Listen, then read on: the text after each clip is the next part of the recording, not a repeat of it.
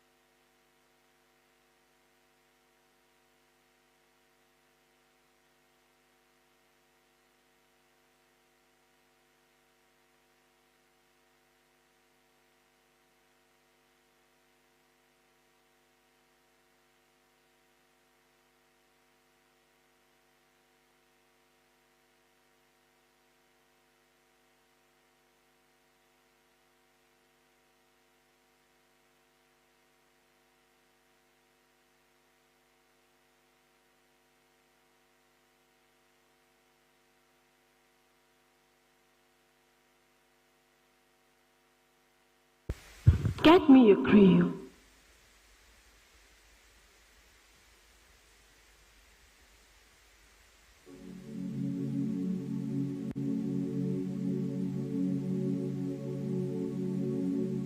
Get me a crayon. Yes, you heard me right. A crayon. Give it to that child and tell him to color a car.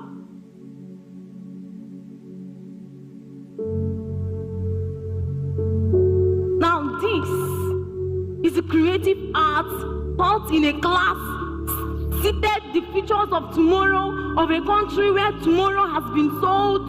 You see, this art of fun cannot bring solution to the inflation of this nation. We need something different. An understanding that the outstanding is not just standing but flying. Now, let's dispose this. Let's talk creativity. I heard creativity is a spark, but it is more like a blaze, a light in the dark, setting dreams ablaze. Yours, mine, anyone bold enough to dare to see beyond comfort, to create from thin air.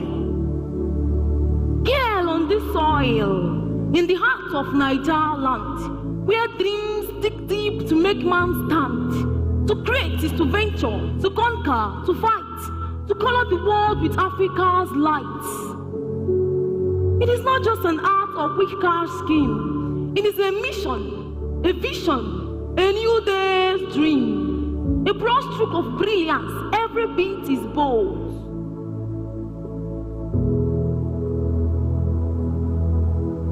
Now, don't let it shine trick you. It is tough in the game. Agreeing where the goal and the grit are the same. You strive to survive, you plant and you push to keep the fire that spark alive. For every closed doors, 1,000 more knock. For every no ways, you find new ways unlock. This is the beauty of hustle, the power of push.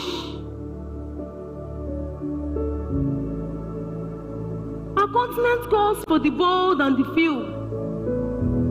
Who will start from the ground and build something anew, to create, to design, from Abuja to Accra, to transform our setback into a star. Because Africa is rich, not just in oil and gold alone, but in minds that shines, in voices that hum. A country ready, a continent that awaits for creators to arise and step up its fates. Now, here is to the hustlers, the artists, the dreamers, the poets, the makers, the lights, the believers, the thinkers. It's time to rise treasure into a talent and break the mold. But we've put our hands on the plug and we're not going to go back. This is an art with a purpose, a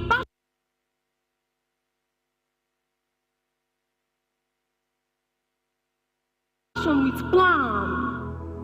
Creative entrepreneurship is the future of this nation.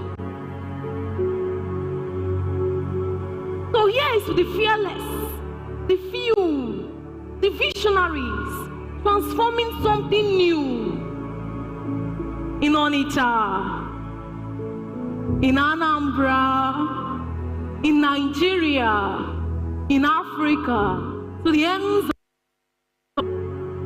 we shall break barriers and inspire change. Thank you.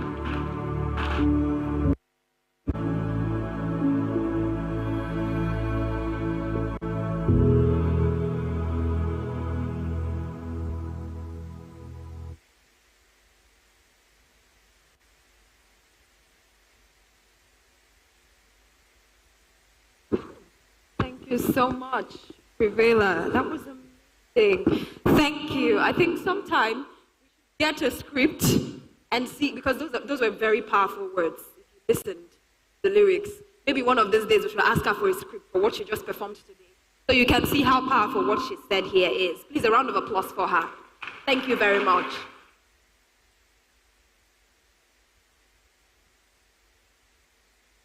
We have an important person now. He has been here, as a matter of fact. And it's time for us to feed from his basket of wisdom. And has been said to not just strive to be successful, but to strive to add value. And I think if he's not a person who adds value to the lives of people, he would not be here to share their story. I'm talking about a visionary leader in media, technology, and regulatory policy. I'm talking of Mr. Emeka Mba, the founder and director general, Afia TV. He'll be coming up now to talk to us, to give us a success story and any other thing he has in his basket. And I am delighted to welcome him on stage. Please, a round of applause once again. Thank you very much. Thank you very much, sir.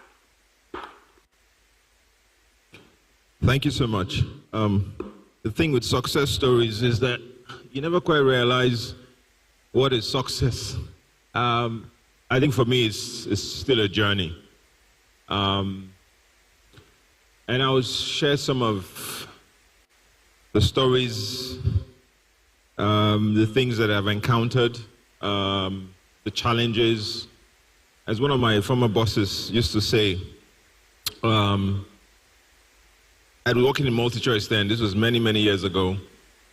I had made a big mistake with our email protocol. An external party had sent an email to us, and my job was to assess his proposal and advise my principal. And I was quite colorful in my description of that person's proposal, that it was nothing. I kind of used some choice words. And you know the thing about emails, you're supposed to just reply the person that sent you, but I did reply all. And so these people on the outside got a full picture of what I thought about them. And of course, they didn't quite like me. And I was so embarrassed because this was such a big, as my Professor K had just said, this was a big, important stakeholder in my line of work. To put it bluntly, this was like a government agency that had quasi-regulatory oversight over what we were doing in MultiChoice then. So you can imagine the DG and his staff reading the response from one lowly manager describing them as buffoons, so to speak. And it cost us our regulatory points. And here I was Chief Regulatory Officer for MultiChoice. And to make that kind of kindergarten mistake, I could have been fired. And I was so embarrassed by it. a few weeks later, we traveled to South Africa, where our head office is, and we had it was a corporate retreat. So, you know, thousands of all the from all across the regions were in the hall. And Lazarus Zim, you know, wonderful guy, he put up huge on the screen. He used my mess up to tell people to teach. But there's something he said, and he said something about new every day. And that stuck with me. It's still, and Namdi is here, and I say it to my team every time. And the summary of it is, Emeka, you're free to make mistakes. In fact, if you want, you can make fresh mistakes every day. Just don't repeat yesterday's mistake today. And I think that stuck with me. It was I felt a huge sense of relief when, you know, because when I saw my name, I thought, if anyone who's ever worked or close to multi-choice know, they fire people royally. And I'll come to that second half of my story. 2003, I thought I was a big guy. I was the most senior person in the team. You know, I felt I had done well for the business. And I felt that, I needed to get a pay rise. And one morning I sent an email saying, well, no work again. And I'm thinking, someone will call me from the head office and say, you know, Emeka, come, you know, we'll see what we can do. Because this used to be my job. I used to be the guy, when someone is leaving, I do the exit interviews, I talk to them. Some people want to retain, I will recommend some, you know, some perks for them. But this time, I think I shut down my laptop, went outside I used to smoke then, it's my bad habit. By the time I walked back into the business, security were waiting for me. They said, yeah, pack up, let's go. So, again, no. So when I'm asked to come and talk about success stories, I don't know, where do I begin? Let me thank you guys, the organizers, for this. I think this is wonderful. The future of this country rests in our ability to imagine it. You know, Professor Gay has spoken about, and if there's anything I could pick from it, it was just this thought that, and this is really what I'm going to center off, but I think I'll pick up from where he spoke about. The thing where you have someone biologically is a young person. He's 22, biologically, you look at him, he's a young person. But when you encounter them, when you meet with them, when you either you're doing business with them or the way they're thinking, they have just got this, you know, stake, what I like to call a scarcity mentality. You know, that mentality that says, again, if I want to be very colorful, I would describe it as a witch doctor's mentality. That this thing we know, only us go know am, no other person fit know am. If you have that, if you've ever exhibited that kind of mentality, I promise you're not going to go far in life. It'll be like you're running on a treadmill, you know. You're moving, your thighs, your cardio you might work it out, but you're not going to go far. And because the world we live in now is a world that's driven by, a lot of people talk about it, says innovation, is a sense of mentality. That is the world we live in. We live in a world that it's constantly changing. It's constantly.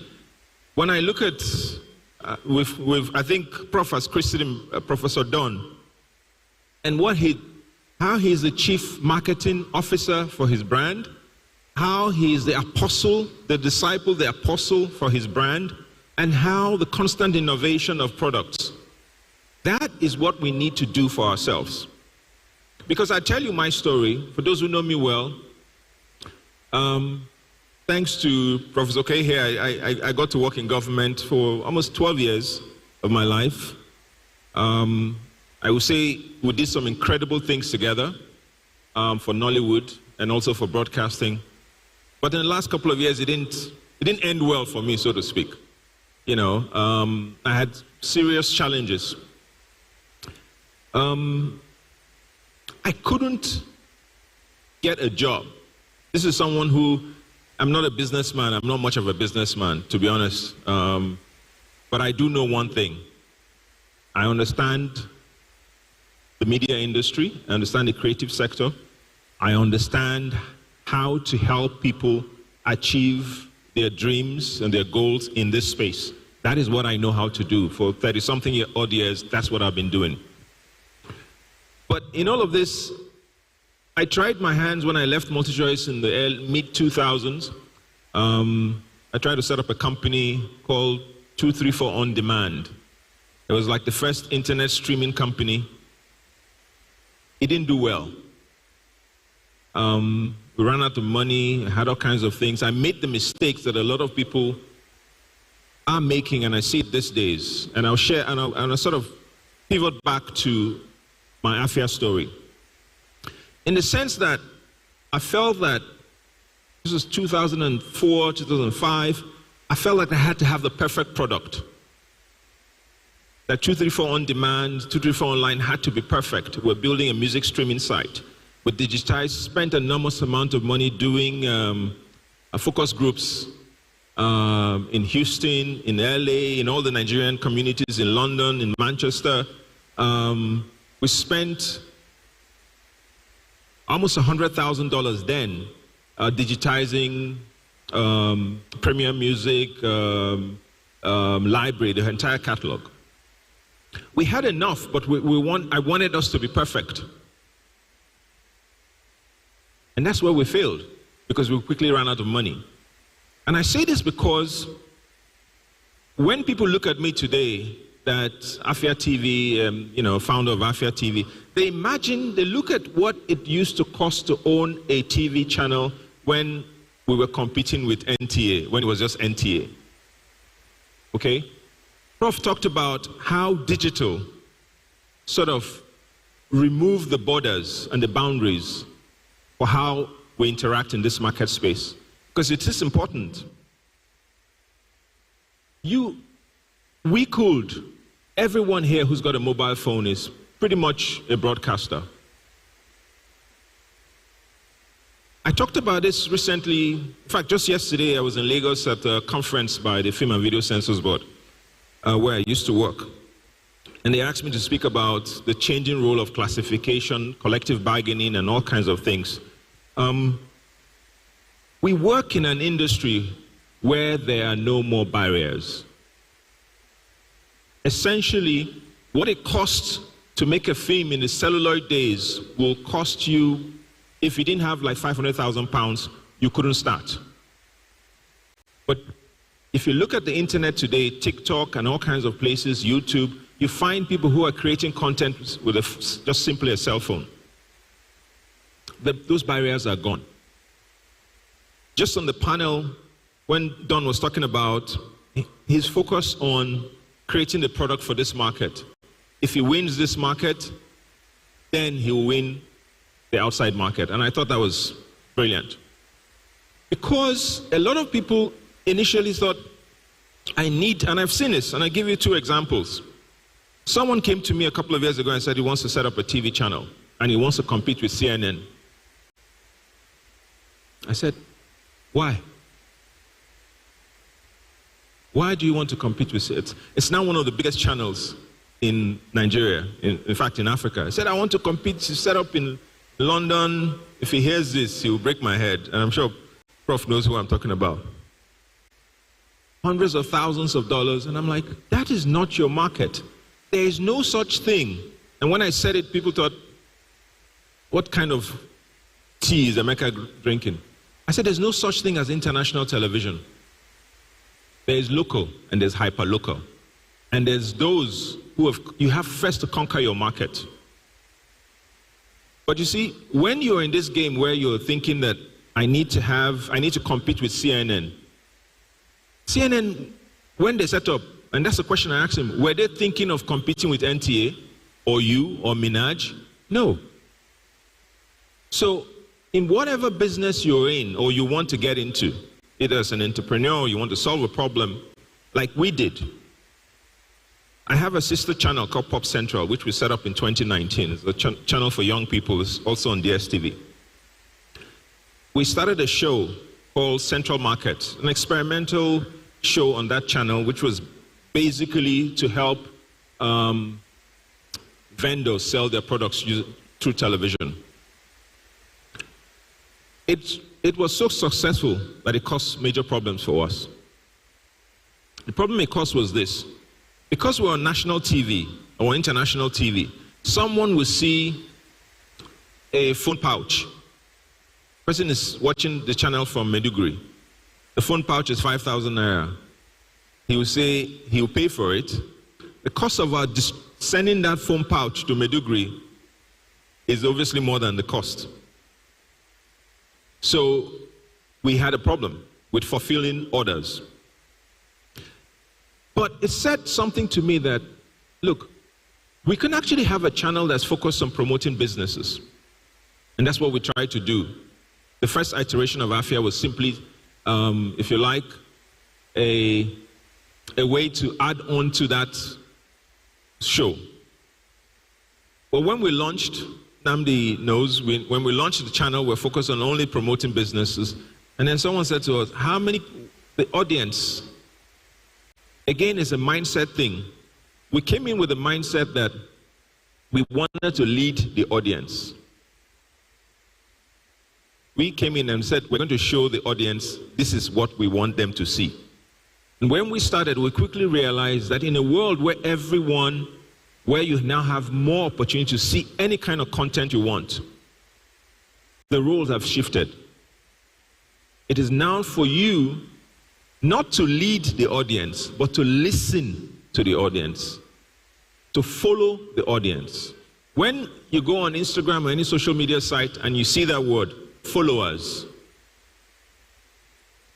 I never used to think there was a currency to that word when somebody says, I have 1 million followers. I thought, what is my own? Well, I have 2 billion followers. But there's a currency to that. In a digital world that is driven by sharing of information, in a digital world that commoditizes information, the fact that you have X amount of followers, and we see it in the businesses and in commercial, the value that it gives to people who have hundreds or thousands or millions of followers. And so we listened to the market and our brand started to change. So if you go back to the first days of Afia, we had a totally different, the DNA still remains about, the gap that we saw was that if you look at DSTV, there was basically no programming that catered to the Southeast. Channels was not going to do it. AIT wasn't going to do it, or at least they used to do it in the past. Minaj, unfortunately, didn't make it thus far. So we said, but in a market that majority of television viewers today, as long as people are watching television, which is the second thing I'm going to ask in this hall, we said we need to get young people, we need to get this market, we need to service this market. And that's what led us to starting Afia, that there was a gap. Now, the second thing is, you need to fill that gap. Because today was a learning and sort of a justification of what we did. That if I wanted to launch a TV channel, should I go the way of NTA, AIT, massive equipment, huge camera, huge studios? I couldn't afford it. So we said, let's start small. Takes me back to this, my other client that said he wanted to compete with CNN. I take him to Las Vegas where we have our annual equipment fair. everybody's buying equipment. There's a camera, a TV camera, that, just to put it in perspective, that is being sold for about $69,000 with lenses. That's just the body. With the lens, that's about $40,000. So each camera is about $100,000, minus taxes, imports, whatever. And you need about 16 of those things. Talking about the studio, not talking about lights, not talking about... That's what... And I said to him, if you look at DSTV, all of us want to be on DSTV. What is the signal? What's the quality of signal that is standard definition, SD?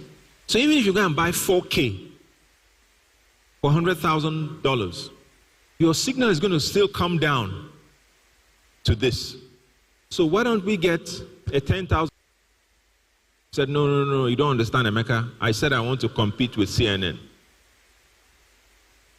So again, it goes to that point. Like I said, today was also, maybe you call it a learning bias, because what the point you raised about, I'm not concerned with the distractions of the market. Let me focus on here. Which is why, for us as our brand, we've said to ourselves,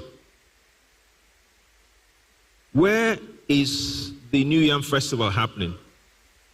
Where is the Ofala happening?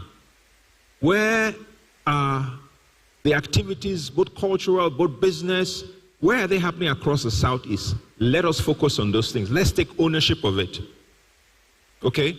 It's a hard road to travel, but this is what we figure will happen. 2 years from now, you want to see all the videos, all the masquerades, all the things, all the cultural events, all the things that's happening within the Southeast, you're going to come to my brand. Because I'm quietly taking ownership of it. All right?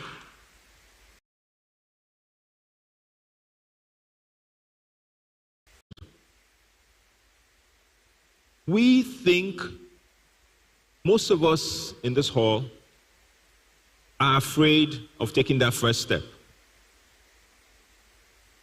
Some are afraid because they say they don't have the money, or they say they're afraid of failing even. Guys, there's nothing you are going to do, even as walking up here. I had a 50% probability that I might stumble and fall. You have to say to yourself in your mind that it is very possible that even in taking this step, even in going further with Afia, that we were going to fail. But we did it anyhow. We still did it. So it is that thing, also listening to the young lady who spoke, who did the spoken word. If you're afraid to fail, my brothers and sisters, you've already failed ab initio from start. So what we did was to start small, test the market, test the product, and we're learning. Because again, a lot of us, whether as organizations or as individuals, because we have this fear, because we do not want to share, because, again, as Prof said, we're driven by this witch doctor mentality of not wanting to share ideas. You hear some people, especially young people, you're 22, you're 23, you're saying they will steal my idea. What nonsense is that? Steal which idea? What idea? Are you Adam and Eve? What makes you unique? There's nobody if anybody steals your idea, whether you're a friend or colleague, shake them for actually implement. That means the person is doing the idea. Because there are two things. If I shared my idea with Don now, that I'm going to make a tomato paste that has Viagra in it. It's an idea. And I say the market, I've discovered this market in somewhere where if we sell it, we're going to make money, yeah? I've shared it with him. I'm not going to make it. I don't have tomato paste or anything. He goes and makes it and starts selling it. How is it my idea? I have no means, zero. Did I invent Viagra? Did I invent tomato paste? No. So, but even if tomorrow, if he implements my idea successfully, you know what will happen? When I go to him with another idea, he's going to value that idea. He's going to say, Emeka, come on, that's your last idea. It worked. I say this because I meet lots of young people on a daily basis, especially those in my sector, the creative industry, who are just afraid to do anything, afraid to share ideas. I work in the creative sector.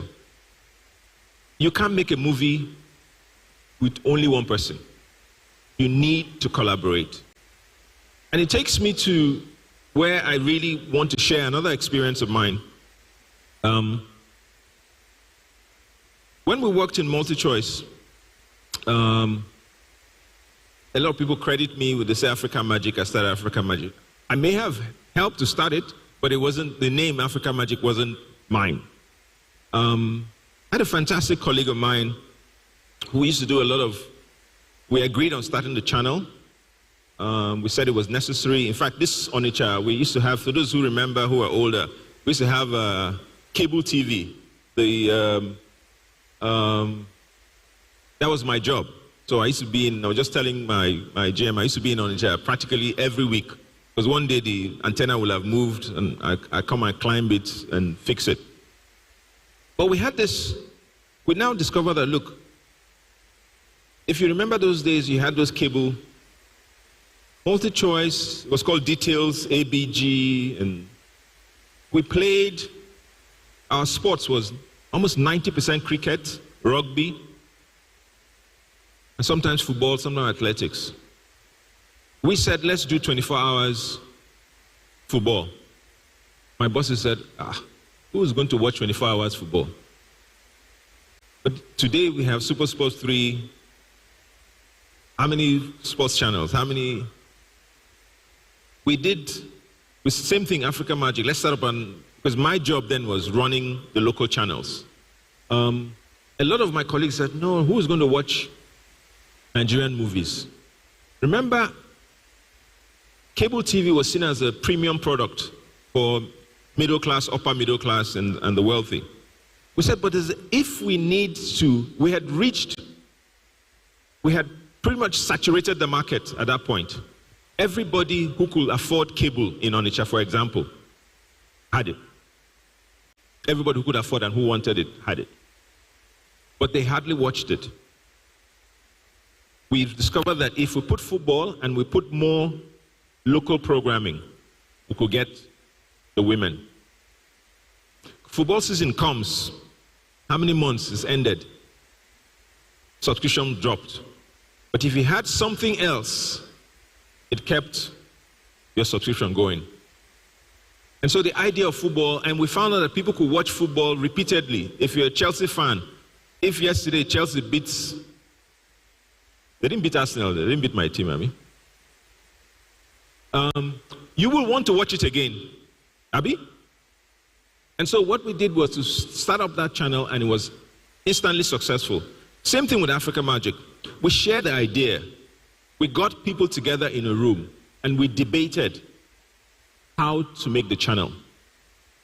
What name were we even going to call it?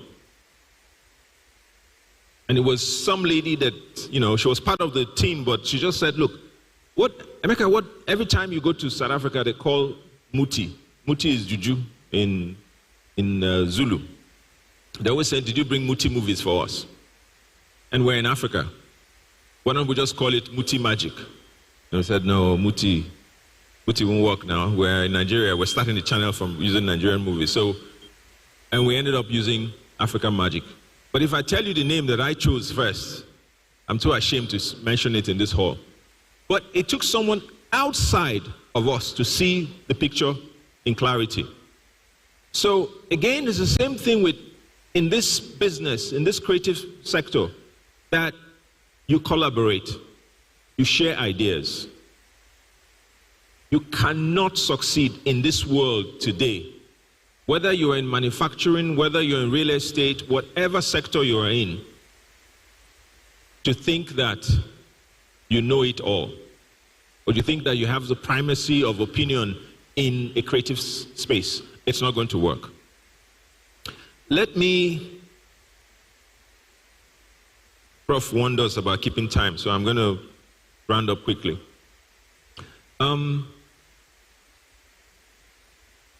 The biggest success story, they've asked me to talk about success story, is the fact that we made the channel work and the lights are still on. I cannot tell you, and that's the thing with success. It's not a bus stop where you go and you say, oh, the rain was beating me, now I'm successfully in the bus stop, so guess what will happen? If you see success as a bus stop, that you were running from the rain, you've entered that bus stop, and there's a cover. What happens? You're not going to go anywhere. You're simply not going to go anywhere. So if you consider, the way I see success is that it's about learning. It's about you continuously learn about your environment, and you add value at every step of the way. So in what we're doing in our brand is that we build a product that we're constantly refining, that we're learning, we're listening to viewers, we're listening to people. One thing we've done now is we found out that the advertising market for television is not working. So we're pivoting to digital. Hard. So it is about learning, because I find that people are very comfortable with remaining in that bus stop of so-called success. The rain will stop, the sun will come out, and you need to move.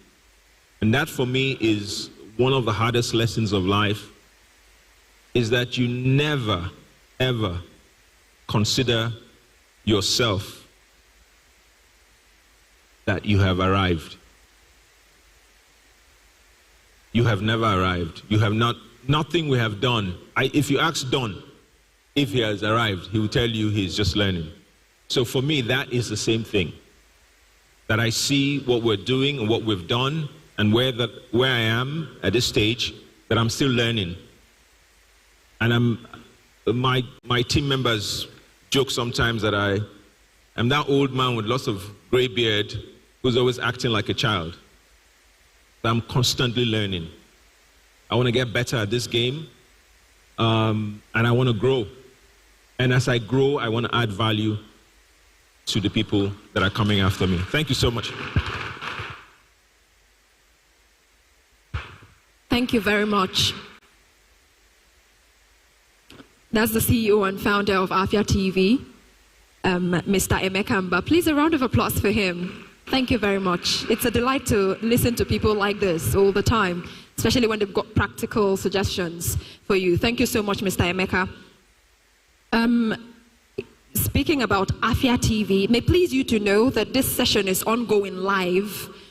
Just in case you have family members who would want to tune in and see what's happening here, let them know that on TV, you can check DSTV channel 254. DSTV channel 254, and then Go TV, it is channel 17. So DSTV 254, Go TV channel 17. Then on Facebook, just in case they don't have the television, they should check for @Afia TV Official, @Afia TV Official on Facebook. And then on YouTube, I think YouTube is amazing because you can always go back and replay it. It is Afia Business. Afia Business. Afia na Afia. So Afia Business. Check for it on YouTube. You will find them. And please, a round of applause for Afia TV. Thank you so much. They're doing incredibly well. Since morning they've been here. trying to cover and make things work out fine. Thank you so much, Afia TV. I appreciate you. Also, a prominent Nigerian business executive. He was here sometime last year. He was a keynote speaker, as a matter of fact. He's currently serving as the Managing Director and Chief Executive Officer of Transcore Hotels PLC. I'm talking of Mr. Valentine Ozibo. Yes, he has joined us. Yes, but he is ably represented. She's already waving at you. He is ably represented by Professor Clementina Uchenna Abuyono. Thank you so much, ma'am. Thank you. In all capacities you are representing. Thank you so much. She's a panelist, she's a speaker, and now she's representing Valentine Ozibo. Thank you. At this juncture, I think, have you found food? Is there food? Is something on your table? Is it happening yet? If it is not, it will come soon, okay? So please hold on some more. We've got some prominent people again in the house, and I promise you, each of them will not exceed 5 minutes. Naturally, they just go straight to the point, so you will see them. We have just about 3 of them who will be coming up to talk to us. Just say a little bit of this and that. I have 3 people.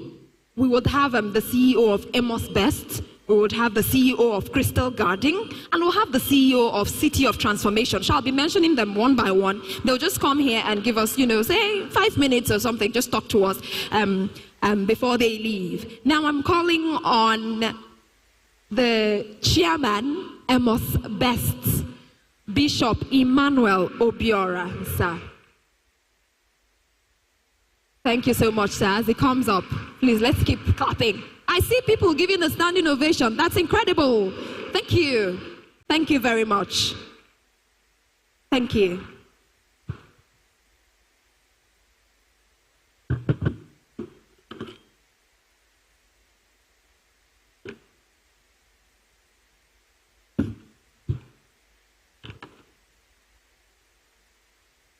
Praise God. I represent 2 principal kingdoms.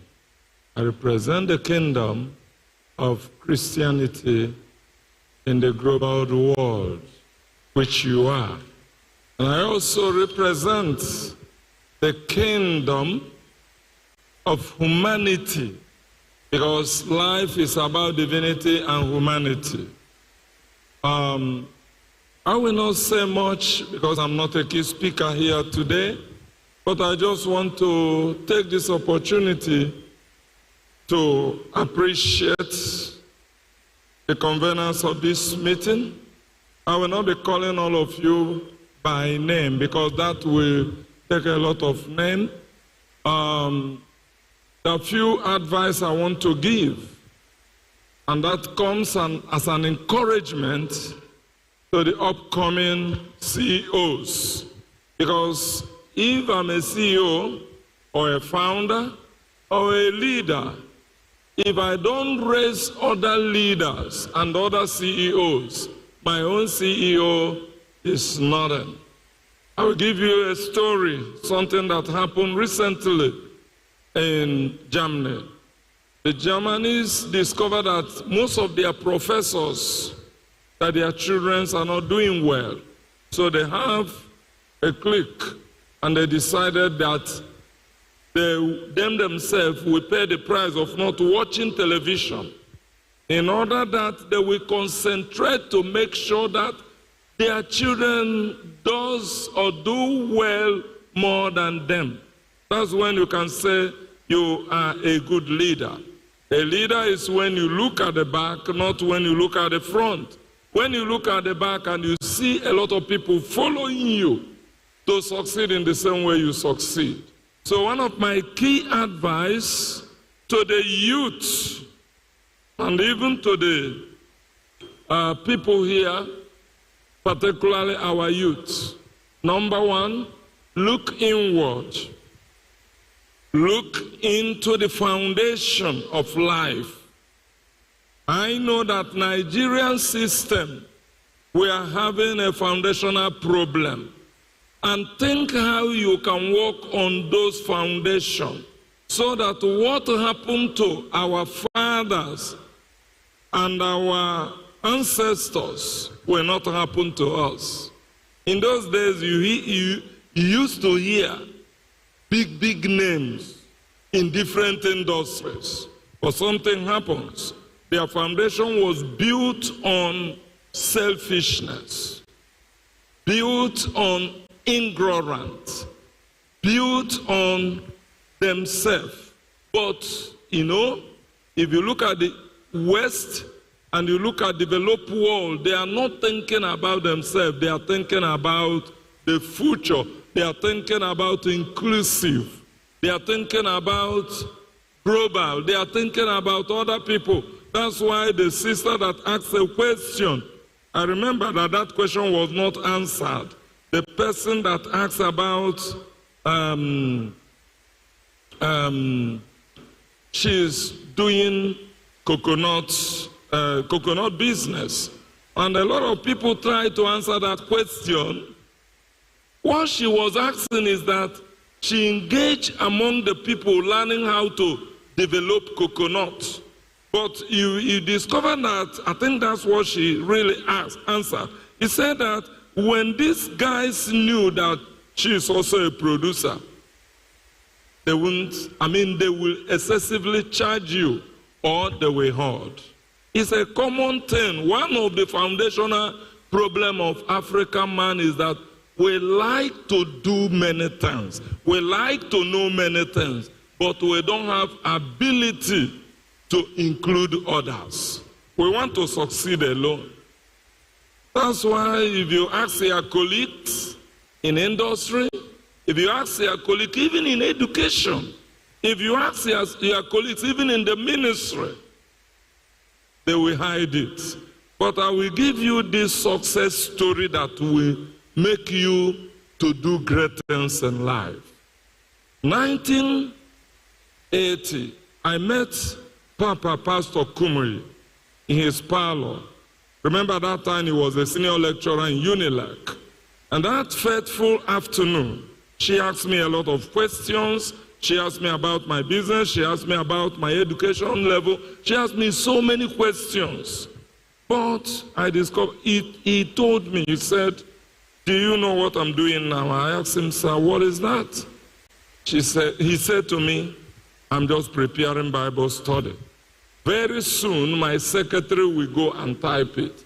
But I think he is the first person in Africa that will print all the points, all the, the system, and bring it out to the public. That time, the internet and digital have not started.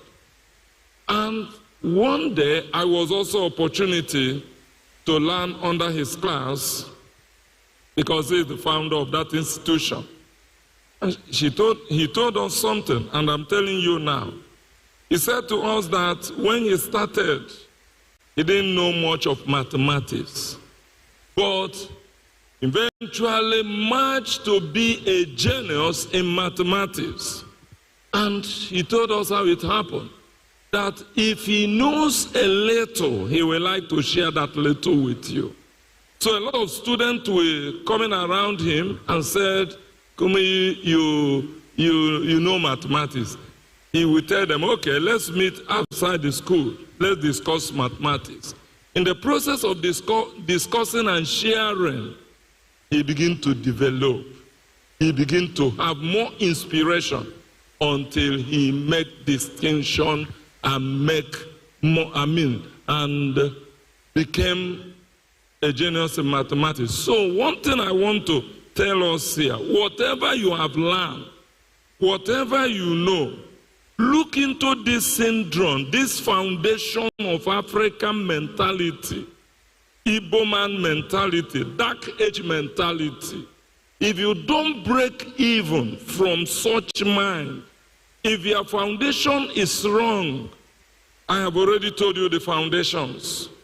You like to know it alone. That is why we say business liability limited. But a global people think about PLC. But a common man in the East think about ECO. Emmanuel, C. Chukwezugo Obiora and what? Sons Limited. That's what is setting us back. But if we begin to think about our brothers and sisters and how to share informations, how to share ideas, how to share success, success will normally be coming. Another thing you have to do as a youth, I'm advising you, start with what you have. Number 3, it is not yet late. That little thing you have, that little zone, you can still develop it. Opportunity have not gone. Number 4, I also want to advise you, never you think that your failure yesterday is the end of life. You can still start. Start little. Your future is bright. Another thing I have to advise the youth is, the little you know, develop it. You never can tell where this little you know today will take you tomorrow. I don't know whether you are getting something from me. That has been my secret of life. The little I know, make use of that little opportunity. Develop it, share it. Another thing is humble yourself and ask questions. Admit your fault when you know you are faulty. There is room for improvement. There is room for... I said there is room for what? Yes, you will make improvement. Another thing I have to advise the youth, the younger one, is never you enter or step your foot into this evil that kill people, competition spirit. Yes, when you hear about Amos Best, even here, if I ask people here, I think I must make average percentage of those who know what is called lemon fresh and those who know what is called precious. At least if you don't know any, you will know about lemon fresh product. About 28 people have gone to discuss this product in the internet without even my permission. And somebody flashed me from US and said that this person is discussing about this product. But one of my selling points, I know I don't know much and I don't have much, but the little I know, the little I have, I employ myself to develop it. So develop what you know, keep what you know, what you don't have. By God's grace, if you take care of what you have today, what you don't have today, and what you don't have tomorrow, what you have today will take care of it. A man was called in Britain, and my MD went to represent me. And this is a play. The man came with plane. I don't normally tell you this whenever I'm speaking in the public. My MD is JPC, Dr. JPC Anya Diego. So when we were invited in US for a particular trading event, a young man came from US with private jets, and people were waiting to ride so many things. When he emerged, he said, take care of your 1 penny. Your 1 penny will take care of your one pound. Your 1 pound will take care of your 1 million pounds. Bye. So, take care of what all these professors have taught you. Take care of all the success story you hear. And this, if you take care of this, it will take you where you will never even think you will reach. God bless you. I also take time to appreciate Chief Dr. Onyekachi Pius, is it Awa or Iwa, whatever you are, Chairman, Board, Director, Mega Living Global Precious Limited. I want to appreciate you because to this organization, to these children, you have done what me have not even done half.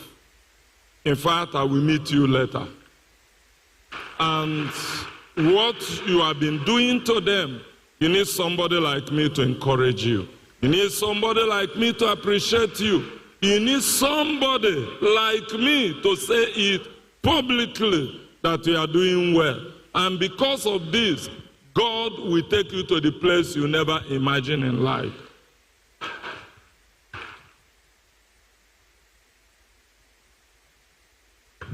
Thank you very much, sir. Thank you very much, Bishop. Thank you very much, Daddy. I think his words will last us through this session till we are done with the presentation. Once again, a round of applause for him. Thank you very much.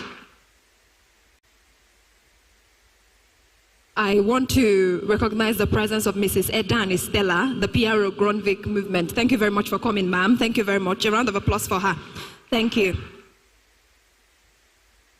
It is time to begin the presentation contest. I shall mention the speakers. Yes, I have people who will still speak, but let's, while the results for the presentation are being computed, I will call them up so that that interval, you know, it won't just linger. We would have them talk to us. So please, I crave your indulgence, Pastor Sam Obiora and Mr. Onyeka. Thank you very much. And now we'll be calling on the entrepreneurial contestants. If they are here, do I have a list? Do I need to call their names, or do they know themselves? Are they ready? Is somebody taking this from me? Just let me know so that we proceed. Thank you very much.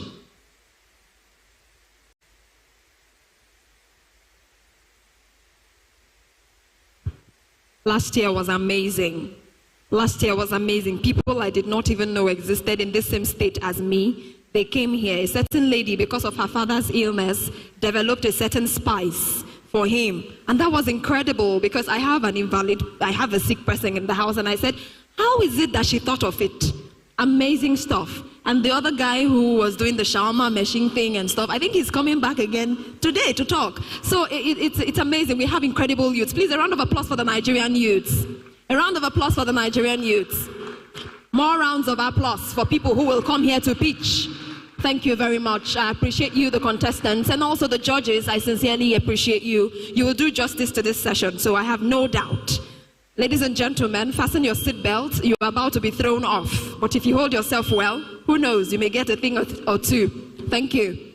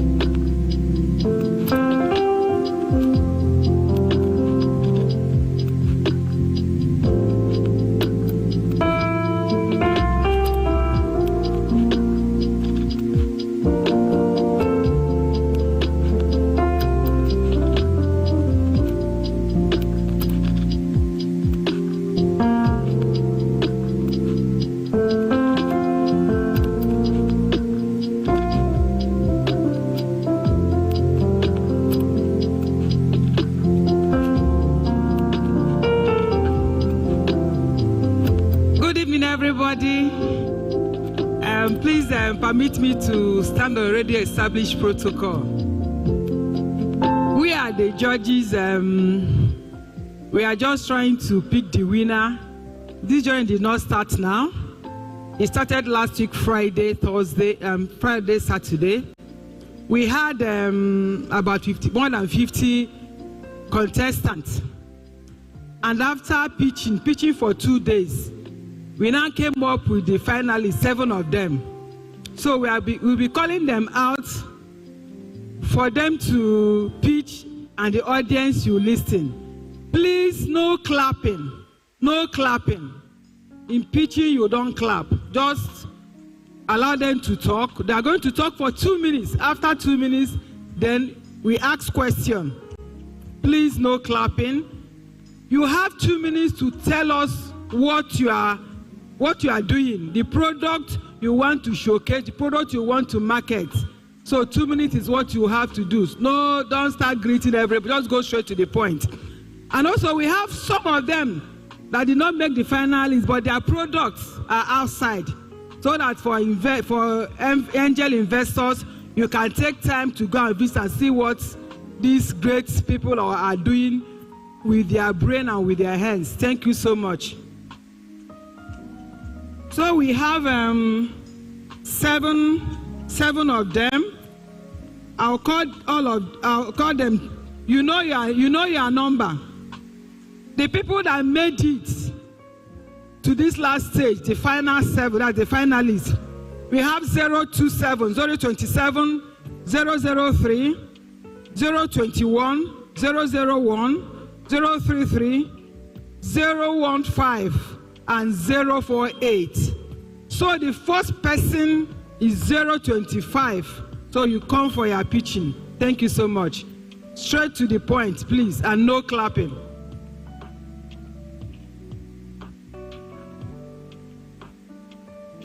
(025). If it's not ready, 003. 003. 003, are you not ready? 003. Got it?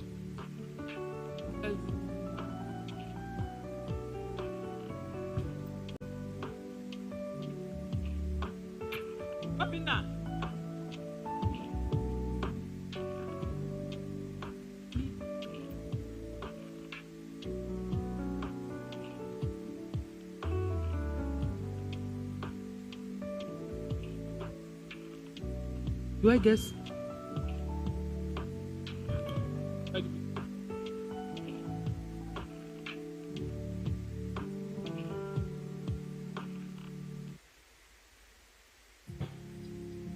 Good afternoon. This Christmas. Hold on.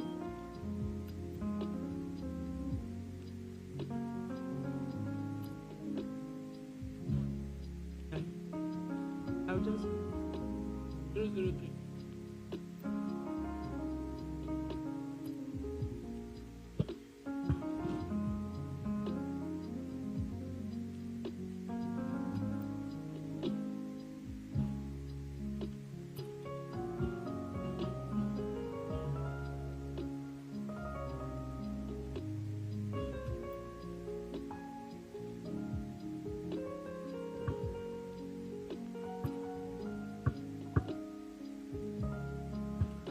You can start.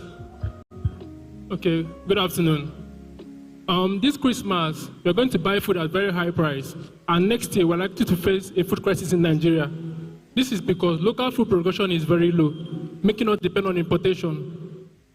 But the worst of the problem is the food competition between man and livestock, as important nutrient crops like corn, soya, wheat are used to feed animals instead of man. My name is Dada Chinozo, and I'm the founder of Nile Feeds.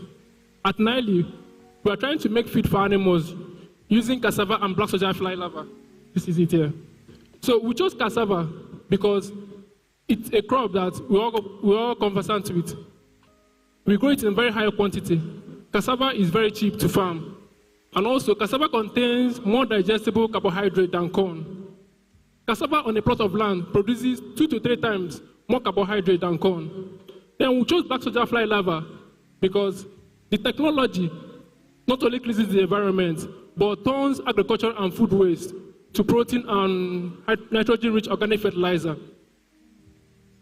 These qualities make our feed sustainable, high quality, and environmentally friendly.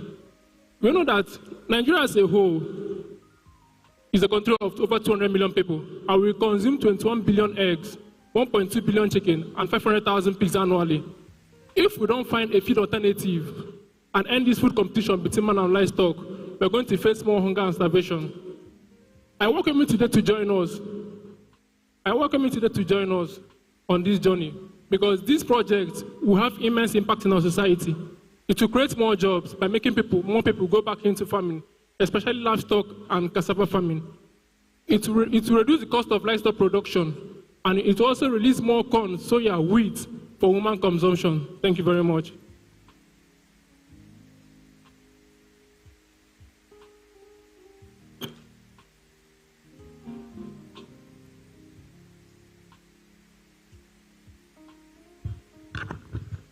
Uh, 003, just briefly, what actually is the unique value of what you are proposing? What makes it special from what was already existing out there in the market? Okay, for cassava is very cheap, cheaper than corn. Cassava is something that everybody can grow, so it's a readily available product that we can use, because importing corn is very expensive, and corn is also competing with animals. And man and livestock are competing for corn, for food, making corn very scarce and making it expensive. That's why the price of feed is going high, and price of food is also going high. But if we substitute cassava for corn, you can actually bring down the cost of livestock production and the cost of feed. Then for the black soldier fly larva, this one, it's like in a 6 by 6 square feet room, you can produce 2,000 to 3,000 kg. But in the same space, you cannot produce up to 10 kg of soya beans. So this is more sustainable. And with black soldier fly larva, you don't need input. What you use in growing black soldier fly larva is organic waste, chicken droppings, pig waste, expired food. So that's what we use in growing black soldier fly larva. So it's sustainable and environmentally friendly. And it can be grown by anyone. So you don't need to have land to start growing black soldier fly. Even in your small room, you can grow this and make food for animals. Thank you. 003, please. Can you let us know the social impact your company, if we give you this money, what other kind of social impact? Because you didn't say that, or I didn't hear you say that. Okay. Actually, we started this business, this company, 3-4 months ago. But we are looking on the long term. We are looking at having an outgrower scheme where we organize village farmers into cooperative and the community head will provide the land. Then we will supply them with the technical know-how of how to farm cassava, so that it will create more jobs in rural development. And also, we also plan on having what we call a contract farming. So what we do is we produce the feed, then we get pig farmers, poultry farmers, we supply them the feed and the piglets. So at the end of the day, we buy it from them and sell to premium market. Okay, thank you so much. You can have your seat.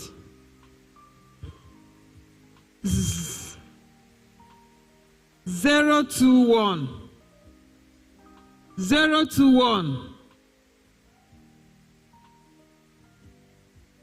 001.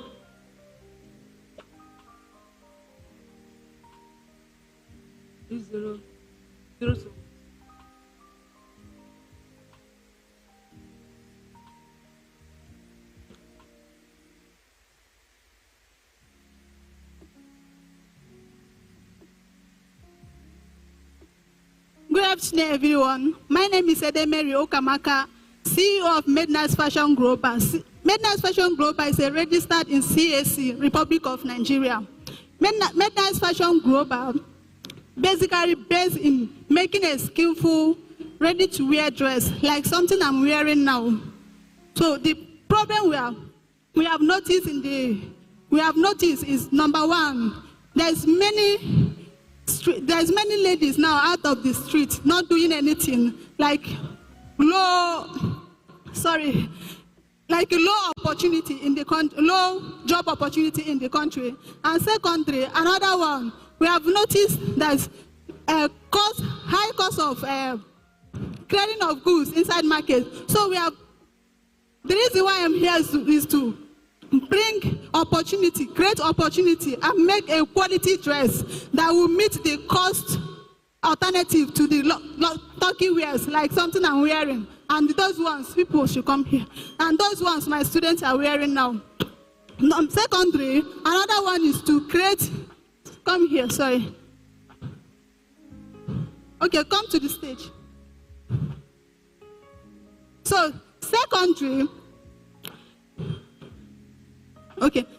is to create job opportunity for the young youth of this nation. This is some of the people that I'm teaching. That is the problem. So the solution, number one, is many people are seeing fashion designers as the liars. That is time, as liars. So anybody that gave me dress to do, I will do it on time and deliver the dress before the person who requires, so that the person will not see me. I will make a difference like the way they see other tailors as liars. Secondly, let me come to Nigeria Heritage. We buy our material from Aba, that is local market, to create a quality material, to create a quality design that will meet the alternative of the turkey wears. Time up. Thank you so much. From what's your value proposition? What value are you actually selling? The value, that's no different from what you see in the market. So what is the thing you are selling to us? The value I'm selling is number one, time. Secondly, creating job opportunity for the youth. Like, let them have something doing. Because I've done my analysis. Some youth, some people that is in the streets, that are in the streets not because of they want to be in the street, but because they don't have money to do the job. So what I do is I employ them, equip them for 1 year, teach them, maybe for free. Then they will work for me for 1 year. They will be receiving the little percentage for that 1 year.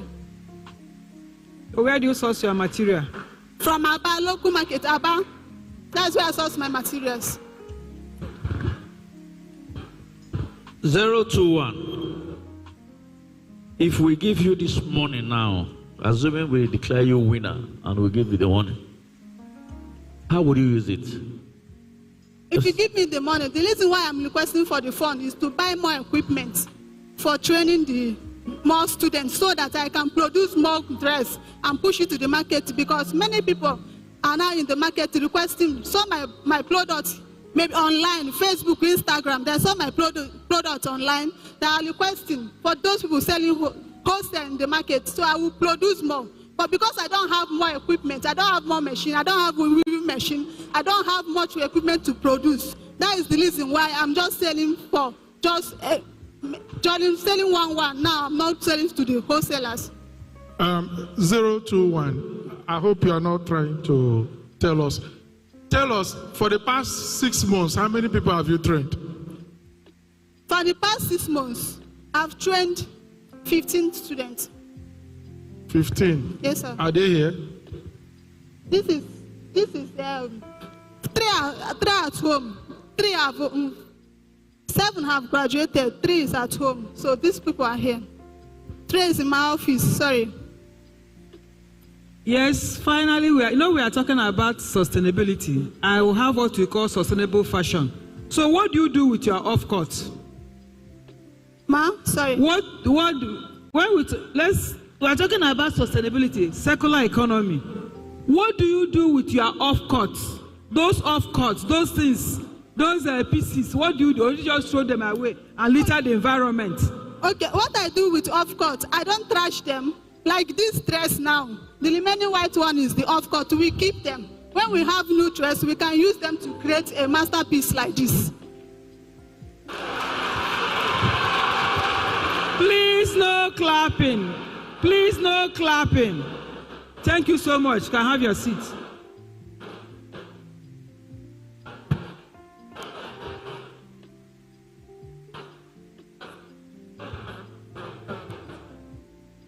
001.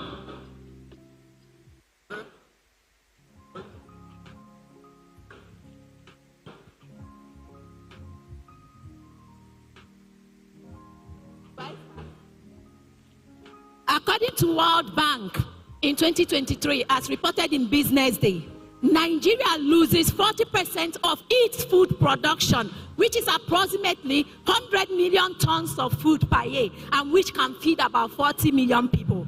Do you know that you can have your pot of onubu soup and nsala soup within 30 minutes without going through the rigors of pounding and blending? Sure you can. I am Favor Ucho Kompo. I represent Chris Ife Farms Limited, and I'm here to pitch for our brand and innovative product called Our Soup. What is Our Soup? Our soup is an organic, convenient, non-preservative, and instant ready-to-cook local soups like onubu, nsala, egusi, etc. within 30 minutes, thereby solving the problem of time, physical and chemical energy expended in cooking, and also in the area of food raw materials, because we will be off-taking and engaging local farmers like women and youths alike. Our brand is designed for the middle class and for the high class. It can be used as a relief material for IDP camps and for the military. Our market size is huge, domestic and international, through our distribution brand channels. And again, our revenue will be coming from our packed local soups and also from our fishes. Again, our revenue we are requesting for will be invested in acquiring NAFDAC specified machines, and our team is made up of dynamic masterminds. Ladies and gentlemen, the West, they have localized the world. It is time we onubunize, insalanize, and egusinize our world through our local soup. It is time, Africa, we tell our story through our cuisine. Dalono.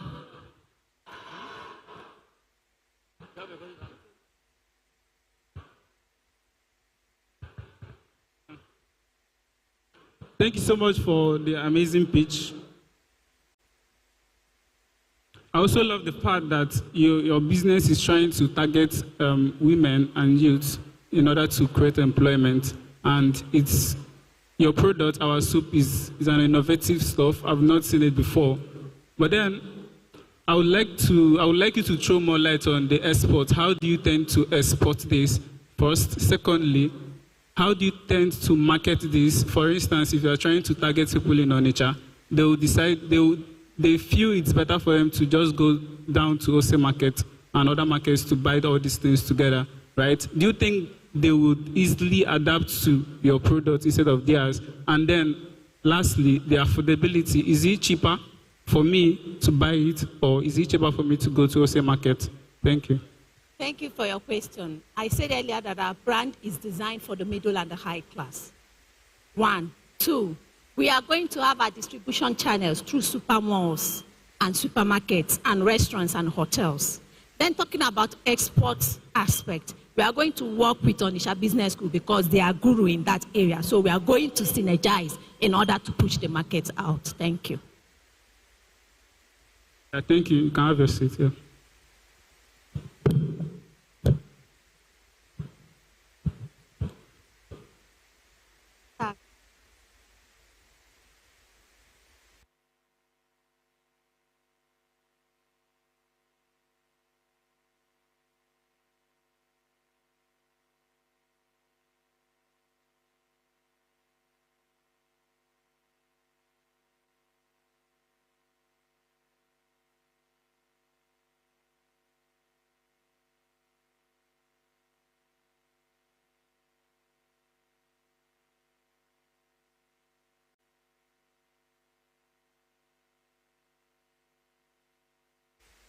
Good evening, everyone.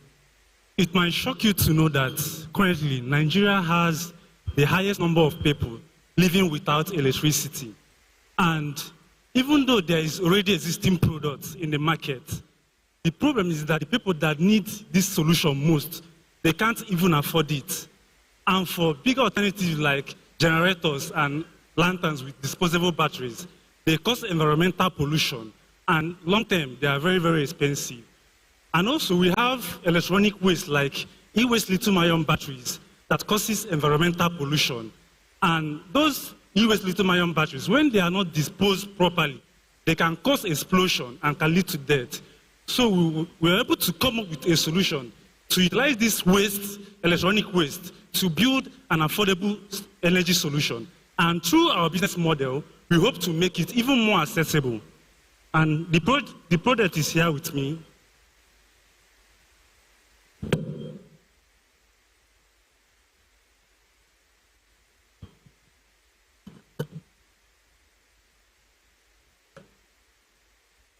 Now, with this power station, you can use it to power your homes and businesses. You can even use it to charge your phones. And it also has an AC where you can also use it to power your laptop. And it's very, very sleek. You can use it for your traveling. We believe that with this product, people can be able to see the faces of their loved ones when the sun goes down. Children can be able to read at night. And businesses can be able to increase their productivity and income. So, with electronic waste has done a lot of harms, not just for human health, even for marine lives. And we believe that with this product can be a first step towards solving the problem of electronic waste and lack of access to electricity in Nigeria. And we need your support to make it happen. Thank you.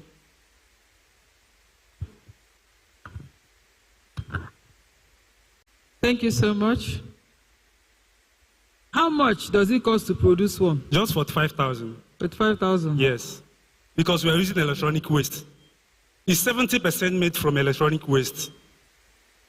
You say somebody can use it to travel. How portable is it for you to travel with it? We even have one that's like half of this.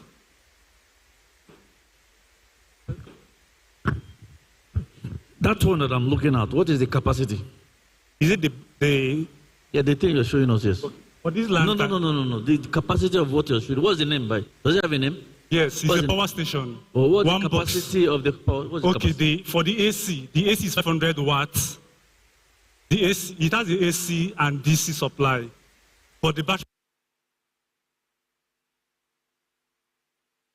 to power your laptop throughout the day, an extra 3 hours at night. They're saying that what is inside that thing is waste. Yes, electronic waste, like e-waste lithium-ion batteries. So this is the waste. Eventually, if we give you this money now, what do you want to do with it? We want to use it to set up a workplace where we'll be constructing this workstation. And at least it's going to provide, I have plans of training at least 5 youths that's going to assist in mass producing this, because I can't do it alone. So with 5 youths, that also serves as a means of job creation and empowerment. And with yeah, but I'm wondering, what if it is just battery that is inside this thing? It has an showing me light. What if it is battery that is inside? Okay. Is there any AC source here? I don't have. No, it's okay. It's okay. Okay, I've seen it. Okay. What I want to know, already in the market, there are unlimited power supply devices that also come with their charging panel, some with smaller solar panel. What makes yours special? Okay. What will make me spend my money on your product than buying the one in the market? Okay, what we want to do for the next 12 months, we want to target Nigerian universities. And what we want to do is when we go to those universities, we start up a solar charging station. And there, that where we'll be charging this power station. And students can come there to rent it for 300 naira. Now, instead of them to looking for where they can charge their phone, they can easily come to our station and pay 300 and take it home. They can use it to power their laptop. They can use it to charge their phone. And within 24 hours, they can return it. And it also saves them time. So that's the gap we are trying to fill. How do you charge this one? How do you charge it? It has charging port. So you charge it using electricity or solar? It's solar electricity. You can use solar, you can use electricity. So what do you charge it with solar with? What I'm asking, is it that this is a product that have not gotten to a finished end? No, it's a finished product. So how do you charge it? That's what I'm explaining. It, like solar panel, is DC supply. So with DC, you can feed DC directly to it. If I'm buying it, how will I get solar panel? Are you getting? If I suppose I'm in the rural area, I need something like this, and I'm buying your product, how can I use it? That's what I said earlier. I said that for the model we want to use is that we set up a solar charging station. That means it has not been completed. It has been completed. Your product development process has not run to an end. It's still in process. I don't know if I said that the model we want to use is to set up a charging station that will be charging this product. Yeah, I think, first of all, it's a good pitch. I can see you are tense. But then, the question he's trying to ask is, if, for instance, he takes this to his mom, right, in a rural community, yes, how will she be able to charge this? Does it come with a solar panel? Yes. Do you sell it with a solar panel, or do you use NEPA? For instance, they might not have electricity there. Okay. How will she be able to charge it? That's the question. Okay, it comes with a solar panel, and here is the charging port. No, I'm not with the panel.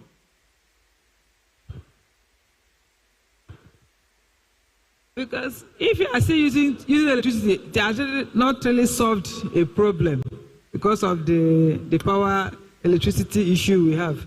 But if it's a solar, the panel, no problem. So all the same. Thank you so much. Thank you.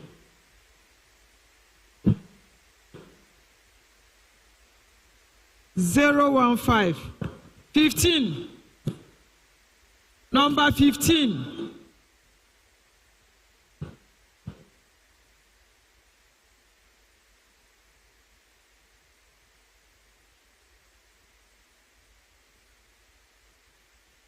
Are you 15? Are you 15? Okay.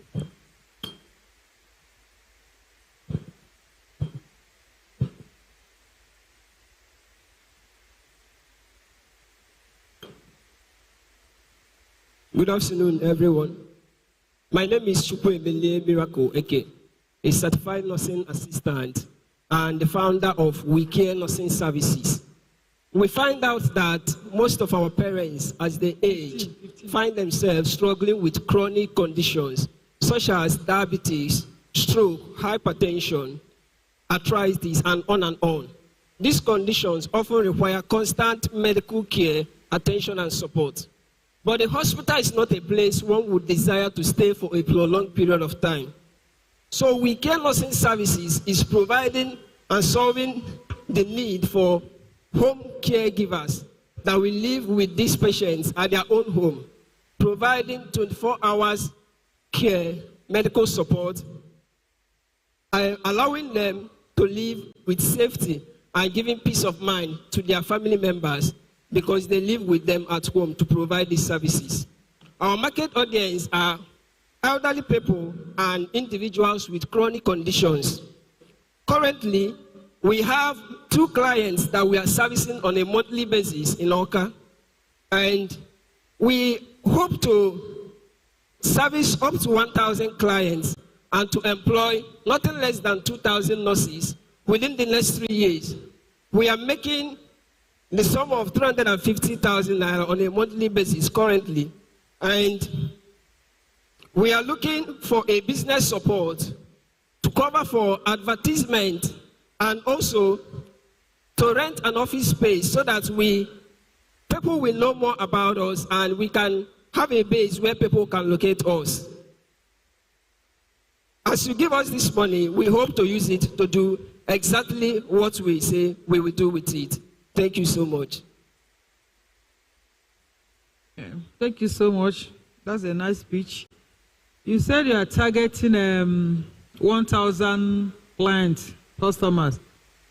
Can you tell us the practical step you want to take or you are taking? You're already in business.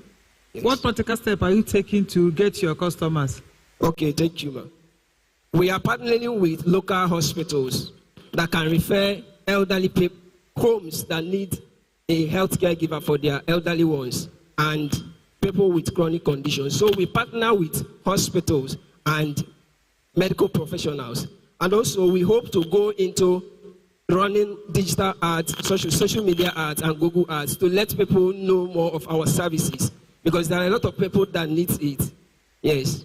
Then issue of certification. How do you go about that certification? Because you still need to, your nurses, you still need to train them, or don't they need certification? Okay, we don't train nurses. We get nurses. There are a lot of nurses, hundreds of thousands of them graduating from schools every year. So once they register with us, what we do is that we deploy them to our clients who need services. And also we work with medical doctors that we can call and they respond immediately in case of maybe emergency, right? Then how do you do due diligence? Because it has to come with issue of trust. Not everybody will open their homes for somebody they don't know. So how do you now, not just getting nurses, how do you know the nurses you are getting? Okay. So but you don't get somebody that to end of the day kill the patient or even rob the family. So how do you do check the back door check, this one check to see that you are getting the credible and reliable people? Okay. Back end. Okay. Currently, the measures we've taken to that is that once you register with us as a nurse, before we deploy you to a home, you are going to sign a surety, not just you, but with someone also. And we are going to come and know where you are living. We are going to know your house. Before we deploy you to any patient's home, we are going to know your house, go through your certificate, and also you sign a surety with us before we deploy you. 015. Basically, what you are telling us that you're establishing an agency. Yes, sir. Do you have any registration to that effect? Yes. Our first registration is with CAC, Corporate Affairs Commission. CAC. Yes. Does the medical association know about you? Currently, we've not partnered with any Nigerian medical association, but we are practicing with our certificate as nurses and caregivers. Yes. You have an app. Have you thought about an app where you can easily be assessed? We don't currently have an app, but the technology we integrate in our services is we use technology for live recording of clients' health care record, so that whether their doctor or their family members anywhere can see a live recording of their health status. 015. Will I call it project or business you are handling? Is a good one. It touches but don't you think that what you are here for, you don't really need it? Because you said if you are given this money, you go for advert, look for office, where businesses are talking of referrals, and then occupying the digital space. Don't you see that you don't actually have need for this money? All you need to is to focus on what you are doing to improve it. Don't you think so? Okay, sir. I think that we have need for the money. Yes, we have need for the money. What's the need? What do you need it for? The need, like I said, we are going to use the money to run digital art and also to rent an office space. And we project a 100% return on investment within 15 months. You see, forget about returns. We are not talking about that now. How many doctors run advert? How many hospitals run advert? Don't you see, you are giving us building a castle in there. You don't need it. In reality, you don't need it. If what you are doing, you are being good in what you are doing, through referrals, more patients will be referred to you. And all you need is to focus on whichever method you are reaching them. I don't think this contest is actually needful for you. Don't you think so? Sir, I will say again that we need, because we are running a service agency. It's services that we are providing. And for you to even, for people to know you, they have to see you. A lot of people are on the social media.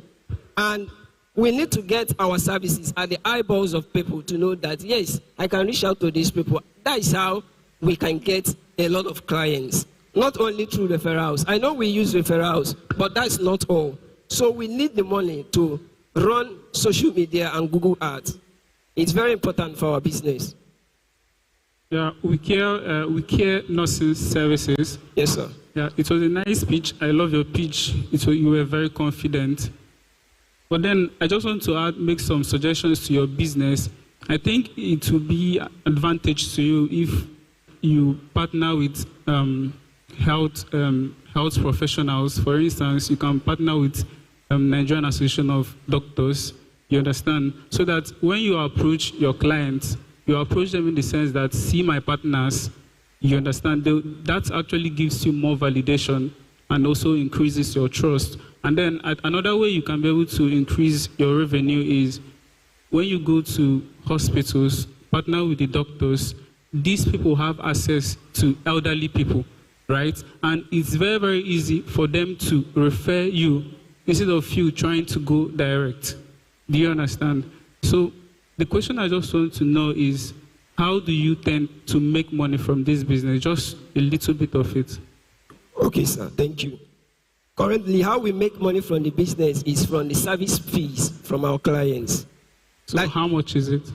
Okay, we have basically 2 packages for a living care. For a living care, we send our nurses to live with the patients in his own house, rendering 24-hour service. And then for a daily home care nursing visit, the nurses visit in the morning, stay from morning till evening before they can go. So these 2 packages has different prices for it, and we are making money from it. How much? Okay, if you look at our flyer, we have, for a living care package, we have the one of 150,000 and the one of 250,000 monthly. All right, so just for instance, you partner with those doctors, they too, they will get some commission from your business, which will actually help you to expand it. Thank you so much. Yes, they have, we pay them referral commission for referring clients to us. All right, thank you so much. Thank you so much. 048. Number 48. 48.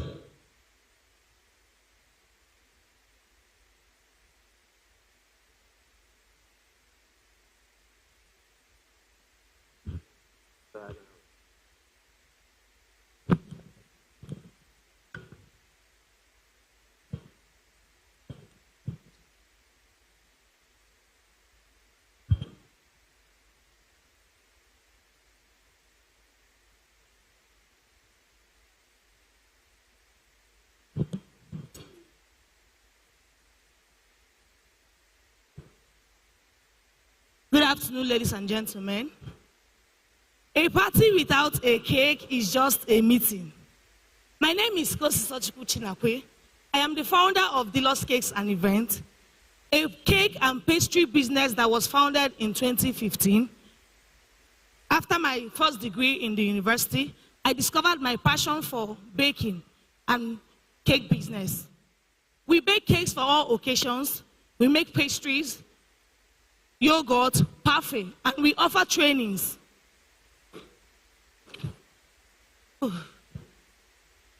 Okay. Over the years, we've built a customer base of loyal people that enjoy our product.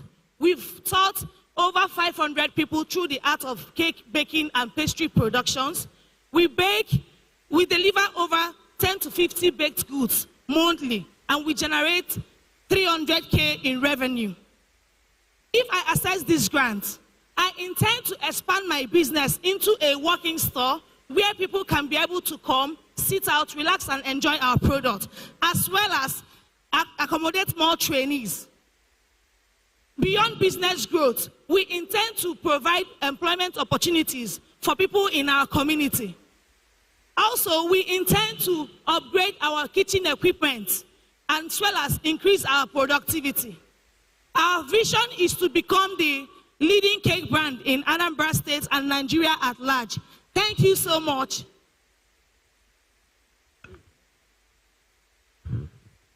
I don't understand. You came for us to give you money to go and make cake. Yes, sir.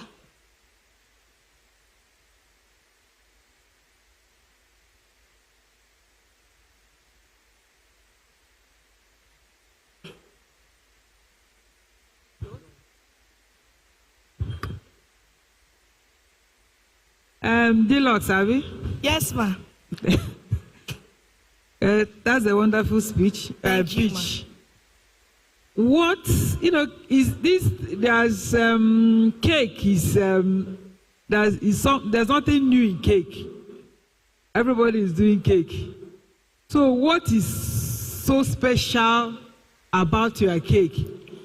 We incorporate nutritious baking in our cake business. By this, I mean that we consider people's health. But our cake can be consumed by young people, old people, and they will not be scared of anything about their health. We incorporate natural resources when we are making cakes. So people can come and say, apart from baking the regular cakes that we bake for individuals, we pay attention to health, we pay attention to aged people, and we make sure that we bake a cake that they will not regret eating. Thank you so much.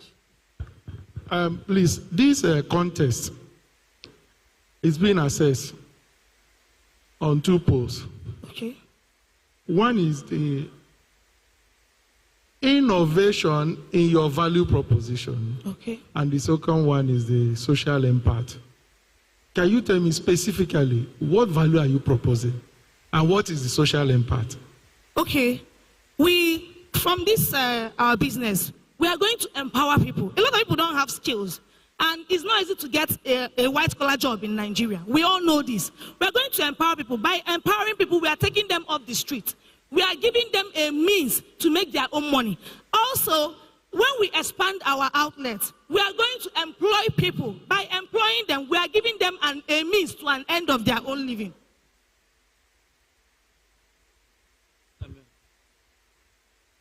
So how do we assess, how do we know the number of persons you have trained?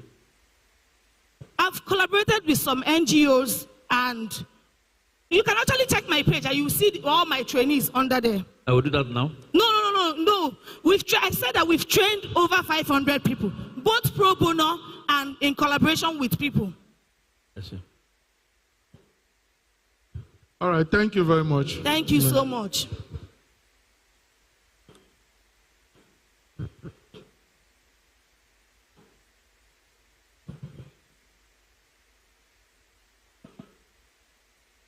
Uh, 027. 027.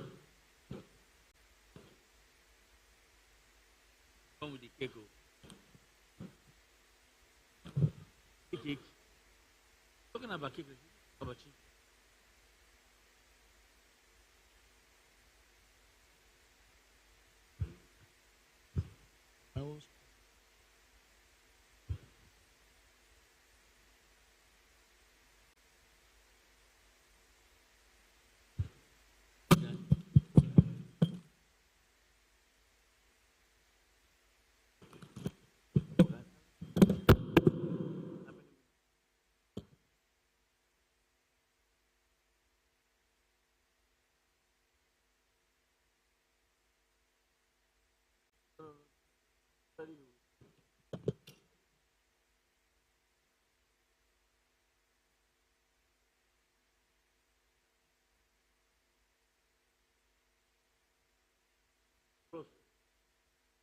Good afternoon.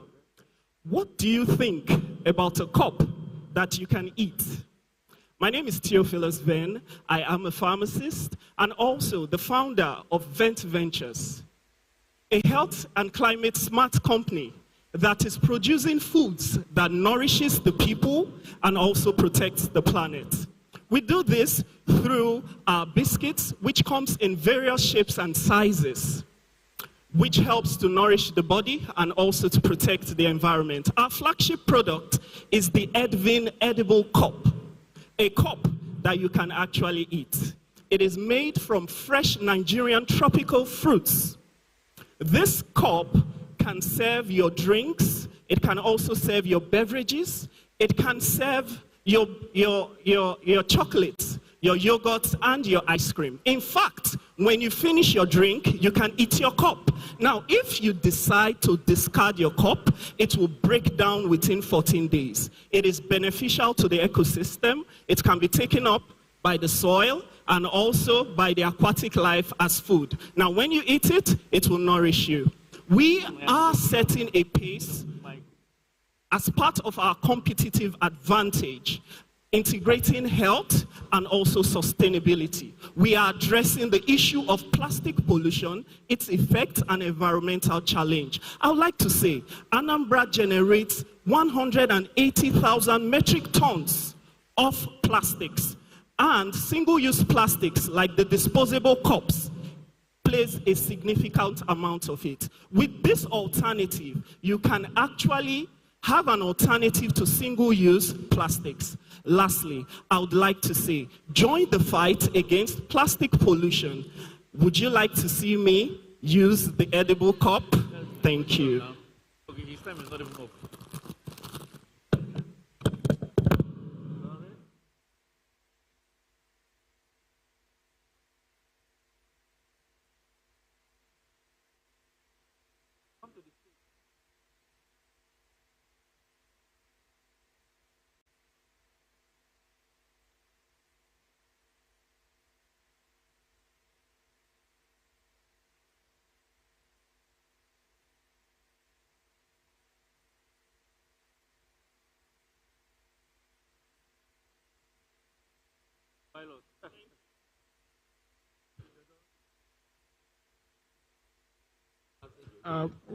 Thank you, 027.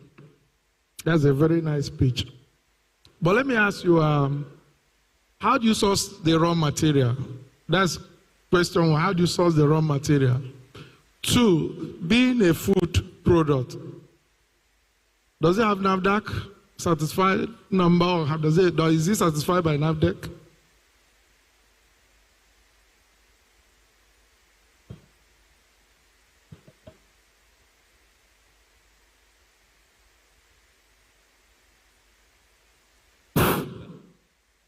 Thank you very much. Okay, so for our edible cup, we're actually using Nigerian tropical fruits. It's the first of its kind. Our competitors are in the US, Canada, and also in Ethiopia having edible cups. So we use coconut and also ginger as our tropical fruit. Remember, Nigeria is the 17th largest producer of coconut in the world. So we're actually sourcing our local raw materials from Badagry, although it is expensive, and that is why we are here, actually seeking for funding to be able, first, to get our raw materials, two, to get our certification. We have started the process with the National Agency for Food Drug Administration Control. Where we are now is called the advisory inspection of our work. Our traction includes the Oxfam Award, which was given to us during the International Youth Day in Abuja, and also Top 20 Milton Foundation Startup Ideas for Young Entrepreneurs in Africa. So we've been able to have traction, but for the NAFDAC, we have started the process already. Yeah, thank you. And that's why we are here. My question is, if you look at that cup, is it for toast, or what sizes do you have? Is it just this one that will not take much, or do you have sizes of this, your cup? Yes, our sizes can be customized. So for this, it can actually help with this little small Hollandia of 33.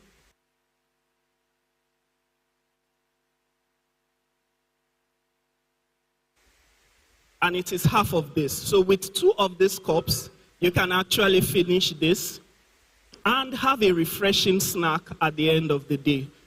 Can you put alcohol in it? Alcohol? I'm just asking. Yes. Will it react? Sorry? Will it react with it? No, not at all. It does not change the taste of your drink. Pardon me, it's over 5 minutes and it's still not leaking. Thank you. Exactly.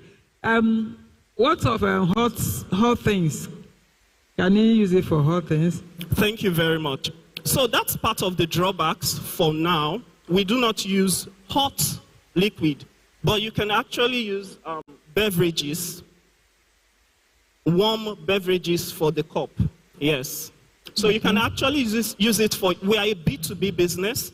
You can use it for your parties, your events. For instance, at this occasion, you should have your edible cup because we are looking at an alternative to plastics cup. Thank you. Hi, Theophilus. Yeah, this is an amazing pitch. It was really awesome, so practical. I also love the fact that your business is trying to solve plastic pollution because most of these cups we have, especially at places like this, after that people dispose it away, it causes plastic pollution. Yes. But your product is more like a very good substitute which will help to solve plastic pollution. Yes. I also just want to get a little bit of this now. I'm just seeing a little bit of challenge in terms of the packaging, right? I just want you to stress more on it because if you have, this thing is soft, right? If pressure or something in terms of transportation, you understand? So if you can be able to have a stronger package, I don't think that box is so strong. Yeah, I don't think it's so strong to hold it in terms of pressure, right? So if you can just work on a stronger package, and what you're doing is just awesome. I just want to congratulate you to keep pushing forward. Yeah. Thank you. So I'll just please quickly react to that. As part of what we do, this is our primary package. We are also seeking funding to improve our packaging. For now, we are a pioneer brand in Nigeria. We do not have direct competitors, although we have international competitors. So we want to be an export-ready business for the global market. Lagos State, by 2025, has banned the use of single-use plastics, including plastic cups. This is an alternative. Thank you. Okay, thank you. All right, thank you very much. You might take a bow.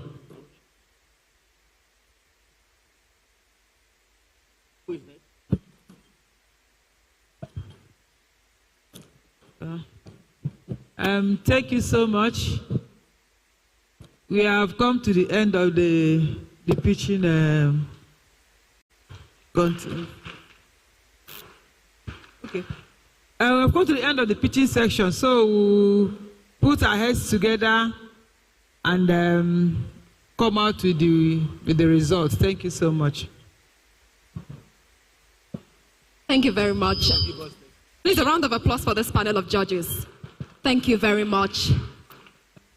This session has been insightful. Is that plastic cup? Let me keep quiet. But thank you so much anyways. We sincerely appreciate everybody who came up the stage to pitch one or two ideas. We sincerely appreciate you and we see your effort. Thank you so much. Please, a round of applause for the contestants. A round of applause. Don't get tired.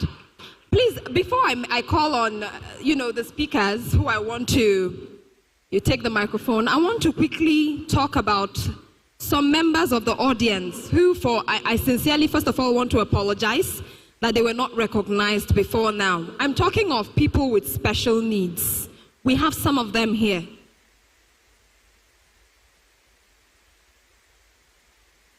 So we have some of them with special needs. By special needs, I mean, there is probably an impairment here or there.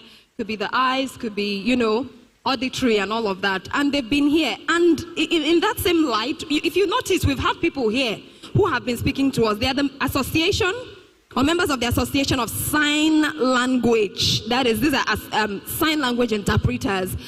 I just wanted to call to our notice that they are here. And what a marvelous thing to have such people with us. Please, a round of applause for them.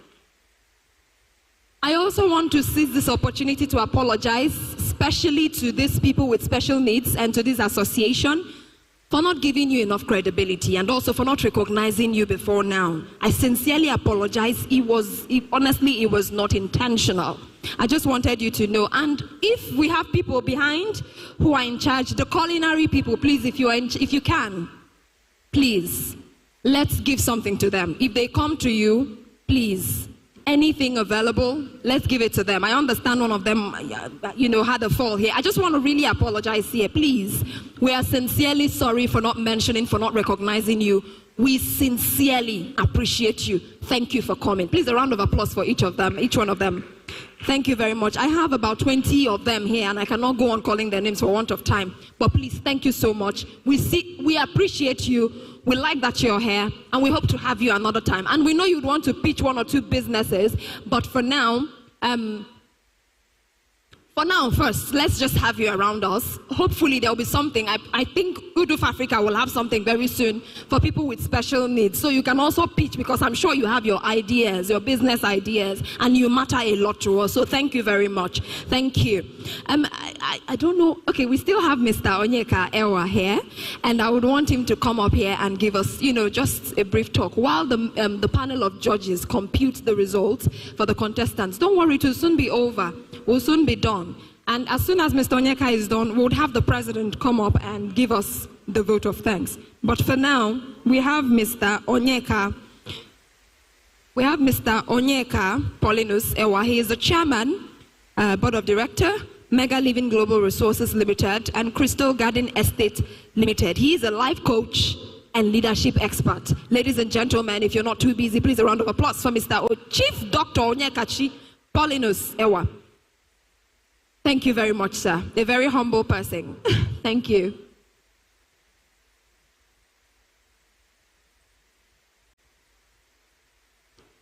Hello. Good evening, everybody. I think it's a privilege to be part of this movement in Onitsha. I want us to please appreciate the Uduf Africa, please. Basically, I don't have much to say other than to say thank you for availing yourself this opportunity to be part of this learning opportunities that Uduf Africa has consistently over, I think, the last 3 years I've followed them. But actually, I think it started 2017. 2017. President, am I correct? Yes. So consistently for the past 5 years or thereabout, helping us in this locality, in this Onitsha, to have Lagos and Abuja experience.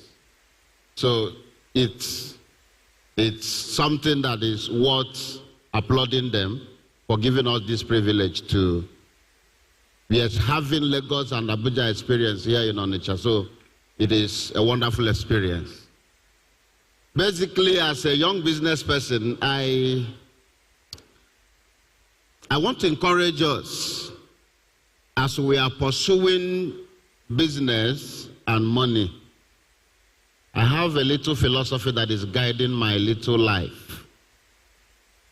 One of them is not to pursue money above my peace of mind. For me, anything that is worth my peace of mind is too expensive for me. Yes. And if there is any other thing I'm going to say here, I want to drop that with you.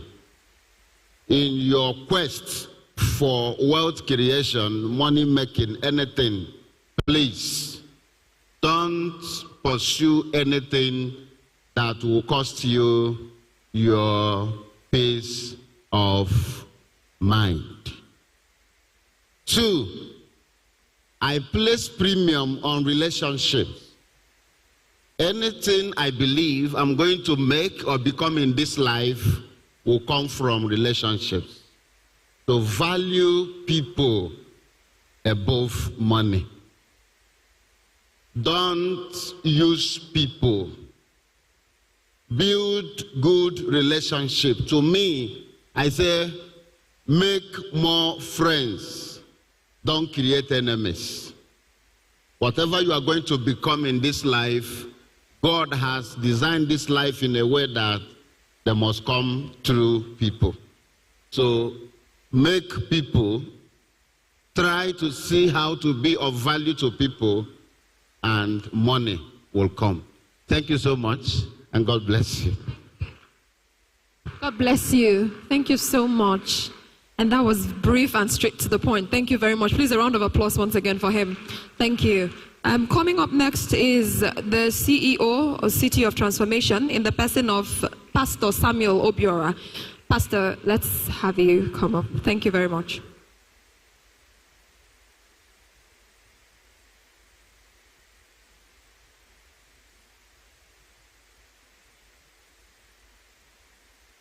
I take correction. He is the lead pastor of City of Transformation, Apostle Samuel Obiora. A round of applause for him again, as we have him come up.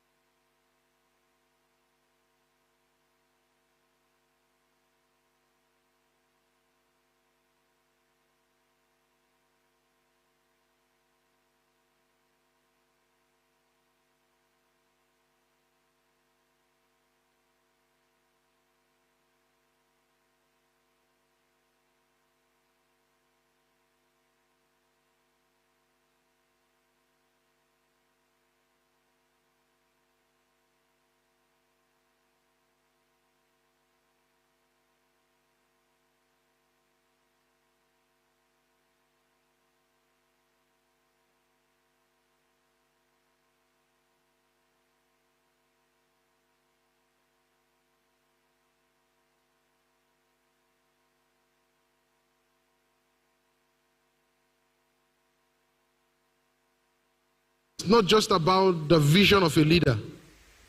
Every leadership needs a great team. And this man has succeeded in building a strong team. And that is why when we stand here or when we sit down to listen to what Youth of Africa has to offer us, it is not just the vision of Dr. Smart. It is a collective, it is a collective meal by great minds. And what I'm going to tell us is, as we head back to our respective visions, respective assignments, sit yourself down, take time to build a strong team so that your visions can find expression. No one does life alone. Life is not a solo journey. No matter how much, how clear, how strong, how wonderful your visions are, you cannot possibly execute them on your own. You will need people who will stand behind you. You will need people who will even motivate you when you are down. Because I know in the life cycle of every leader, it comes to a point where he becomes weak. Then it is the job of the team to strengthen him. So I say thank you to Dr. Smart for modeling this wonderful example that you cannot achieve success alone. And that is what I've come to do. I know he told me to talk on relationship, but a lot of people here have talked about relationship. How relationship is critical to business, how relationship is critical to entrepreneurship. And it's true. Again, just like a wonderful man just said before he went down, you see, no matter how much you do in life, the people who you will leverage on are people you know. You know, Trump lost the election 2020, right? I can tell you that the greatest change in 2024 election was the team that was with him. Because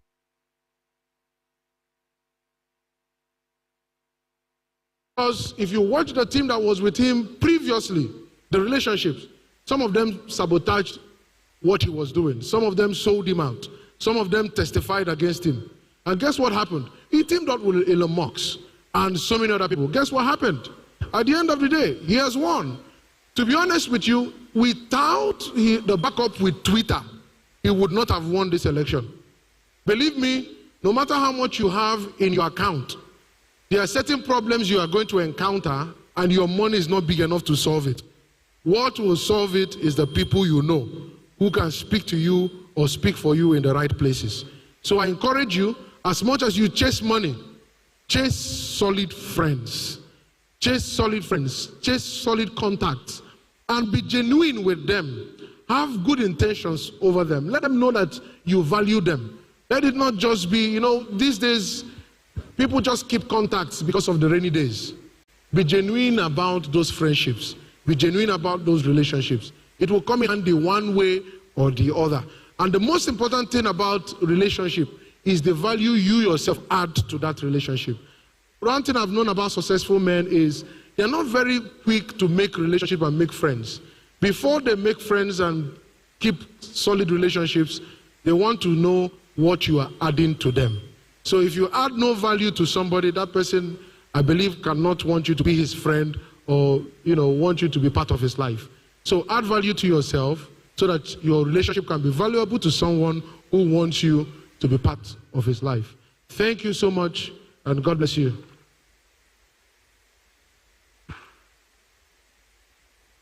Amen. Thank you very much, Pastor Samuel Obiora. Please, another round of applause for him. Thank you.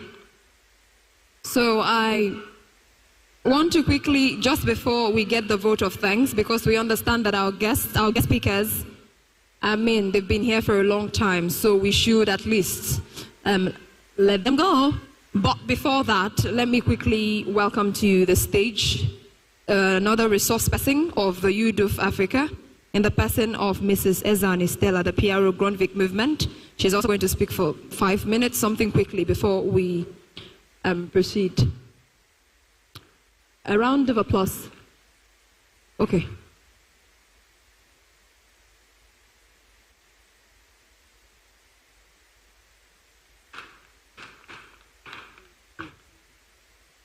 Good evening, everyone.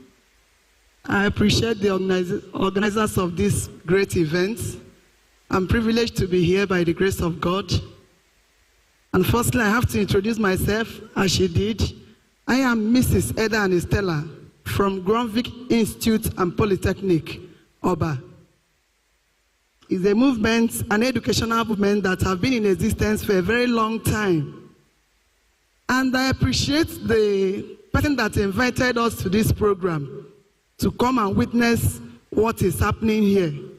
Of a truth, all that have been said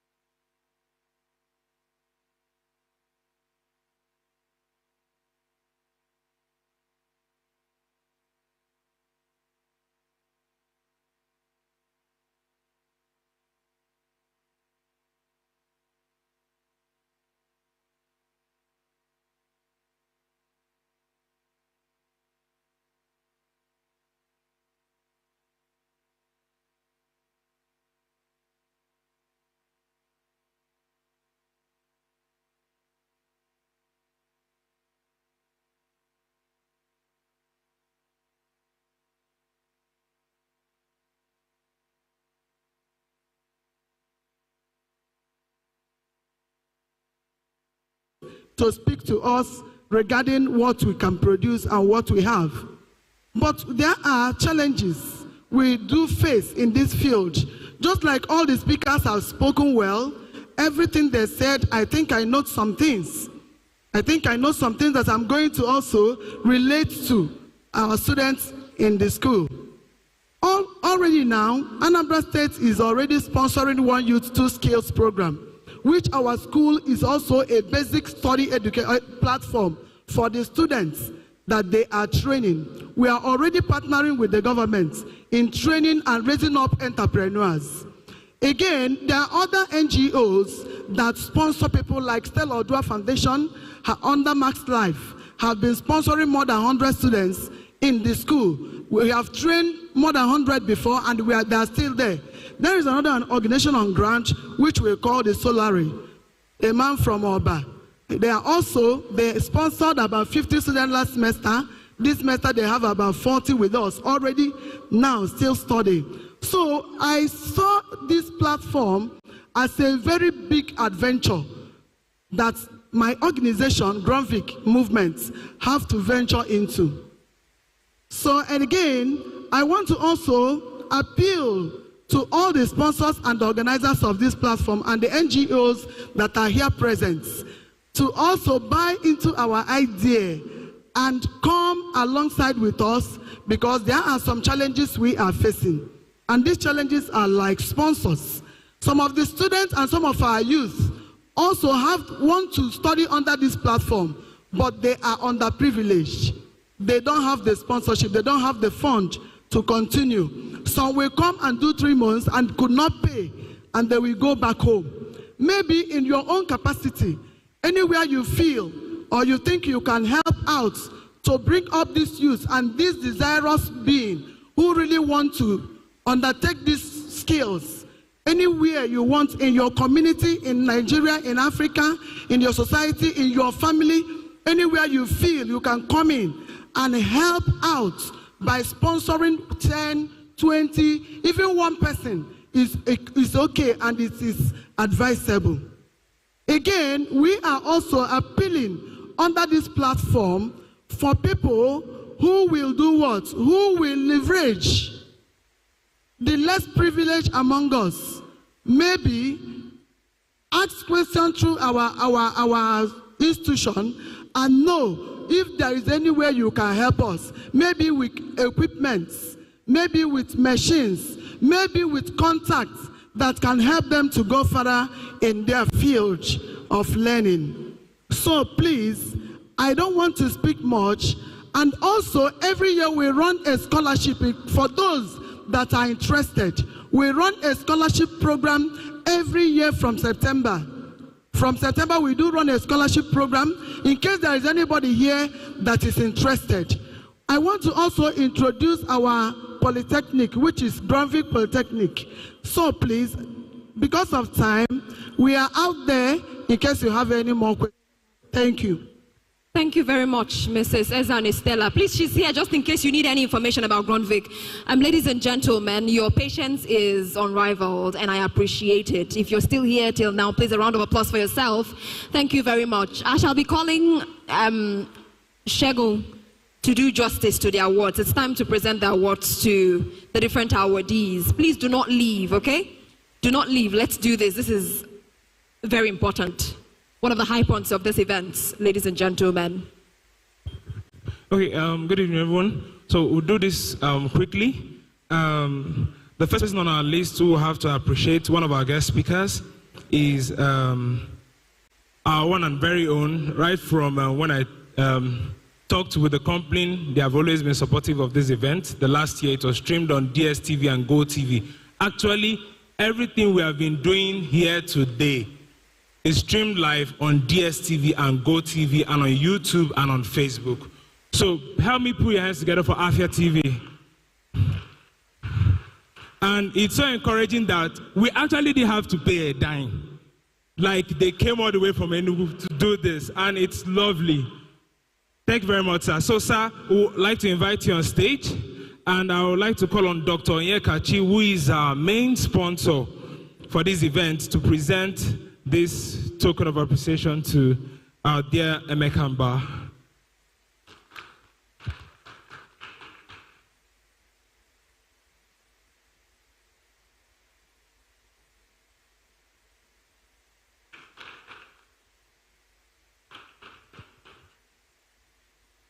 So please, you do me the honor to continue.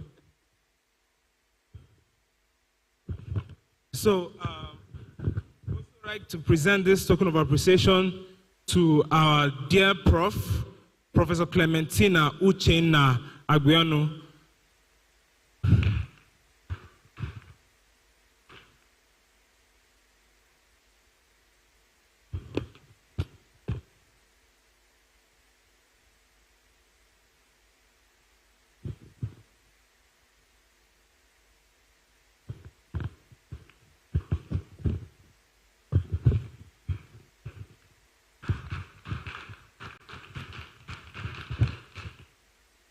And then we also like him to present this token of appreciation to, he's actually my biological dad, and he's also a mentor and a role model to me. And as you can see, when they say the son of a lion, he's also a lion. Yes.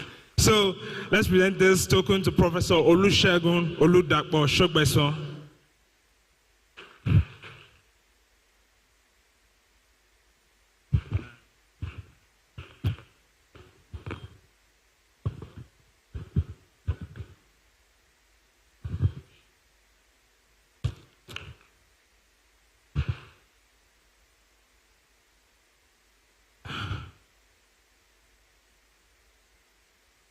And then also, we would like to call on the Registrar of Onitsha Business School to collect this appreciation on behalf of the Governing Council member of Onitsha Business School, who is also a director at Crotix PLC, our dear Mrs. Ijoma Chichebeza, so who also spoke to us online.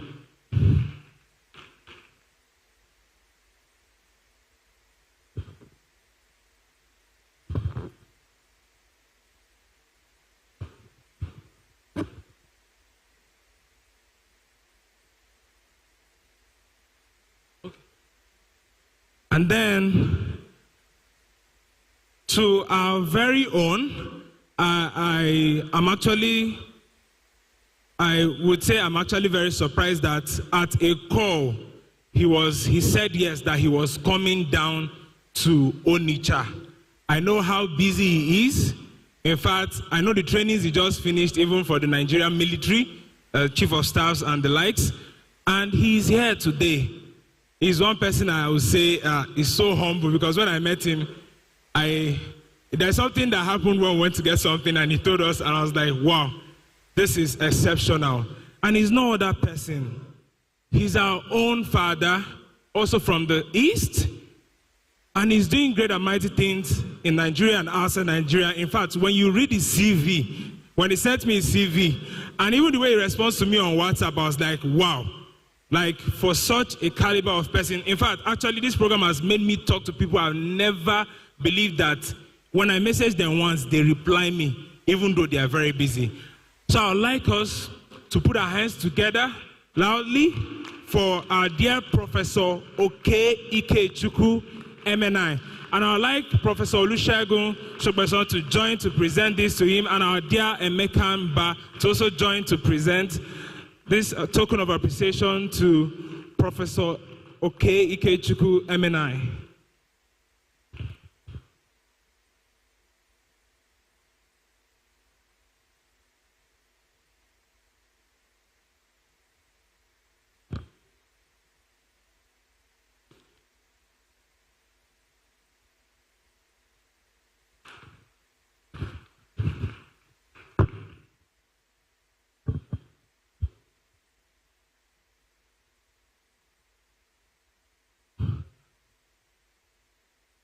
Okay. Sirs, please, you do me the honor, because to make it fast, we are actually meant to present an award to two industrialists, an industrialist and also a leadership gurus, which is the person of Lady Dozie Chukwudozie, and also Chief Dr. Onyekachi Paulinus Ewa. The first time I met him, he gave us that audience. And then the second time we met, when he said this is what he's going to be sponsoring this event with, I know how joy filled my heart. Like, without the sponsorship they came in with, I don't think we'll be having these things we are having here today, to tell you the truth. They started from the first time, and he kept to his word. He said, for every time we want to do this, we should call on him, and he's here. And he has shown true leadership, not just by what he's doing for us, but even by what he even does to his staff and people that are outside here. Currently, I know there is a leadership event going on that will come up in Lagos ending of this month, and he paid for close to 30 of his staff, which on a normal day, you hardly find people in the East to send about 30 of his staff down to Lagos for a training. It's rare. I just saw that online a few days ago. And today, we want to award him with an Outstanding Leadership Award presented to Chief Dr. Onyekachi Paulinus Ewa in recognition of your unparalleled excellence and visionary leadership. So I also like the president of UDUF to also join the person of Dr. Smart Ezuma, and then Professor Okeke Chukwuemenai, and then Professor Olusegun Oludagbosopeso to present this, I'll say, this little token in recognition of your efforts so far.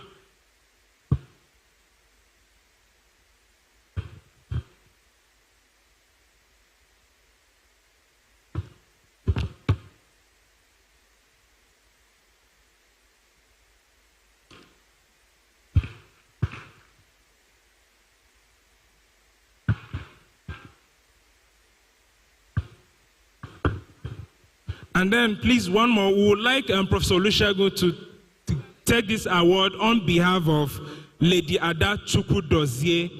She's the Executive Director of the Dozie Group, and she's currently the Chairman of Keystone Bank.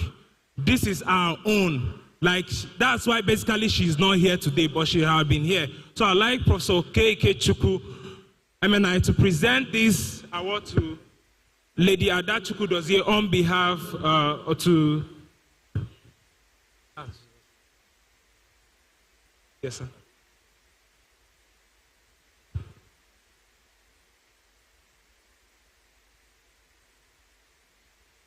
Yes. Yes. So, Dr. Smart, please, can we quickly just present this token of appreciation to all our sponsors, please?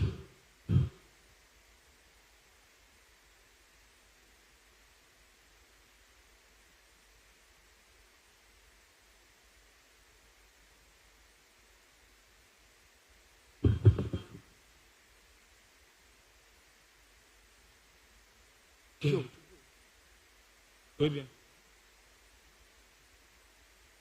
So I'd like to call on the registrar of Onitsha Business School to collect this token of appreciation to Onitsha Business School for their partnership so far. It will delight you to know that the first 3 winners of this pitching event is receiving a free scholarship from Onitsha Business School for a strategic management masterclass. And this happened the last time, and now they are doing it again. So this is a token of appreciation to Onitsha Business School.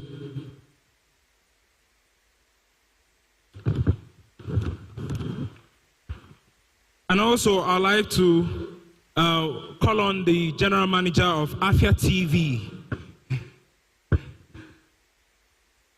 to collect this token of appreciation on behalf of Afia TV.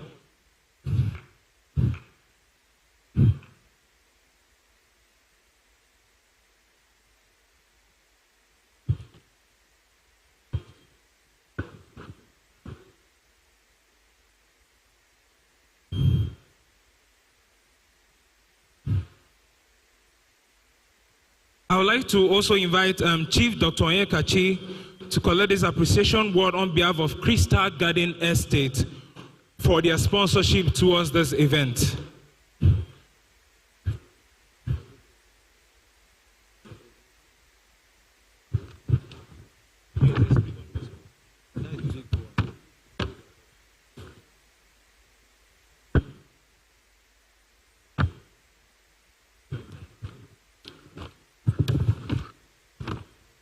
And then I would like to invite Summer Foods. Summer Foods all the way from Ibadan. Now, the biscuits we ate all came all the way from Ibadan. They supported us all the way from Ibadan for the first time. And it's nice that we appreciate them. Summer Foods, that's the makers of anything yao, biscuit, yao bread, whatever I can think of, speedy, coconut, all those things we are eating when we were in primary school. They are the producers.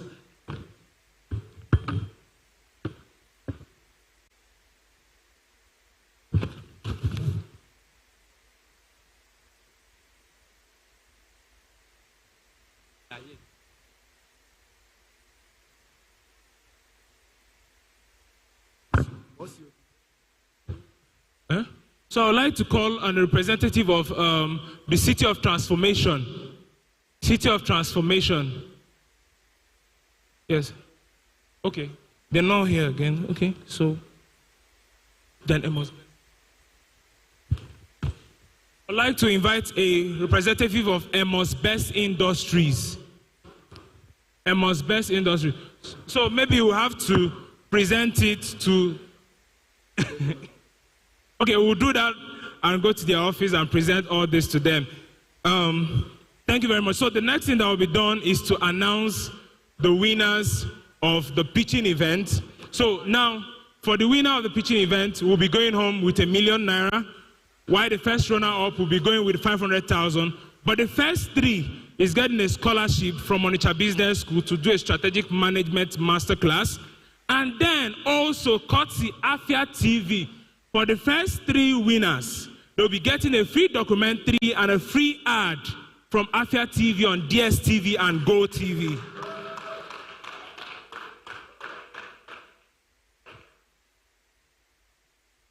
And also, they just mentioned live appearances on DSTV and Go TV.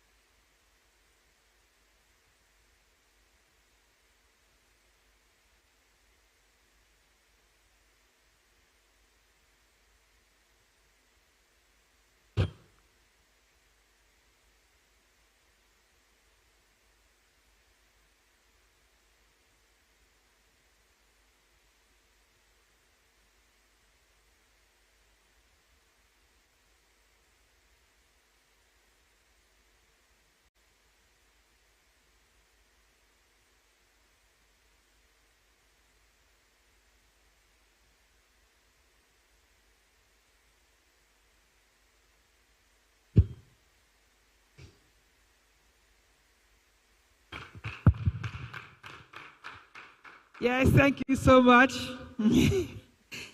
Yeah. And without wasting our time, I'll go straight with the results. After consideration, behold the results.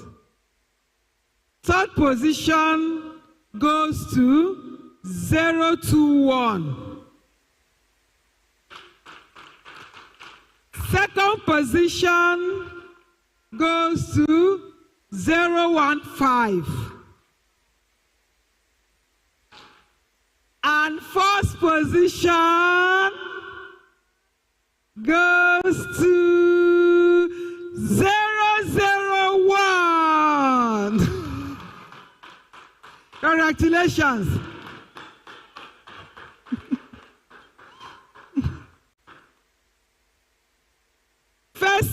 First and second, please come up. Yes.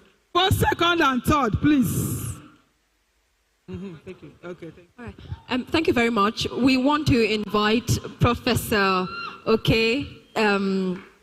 Ikechukwu to please come up with Professor Olusegun Sogbeson and Professor Clementina. And Professor Clementina Uchenna Abuono, as well as Mr. Emeka Mba.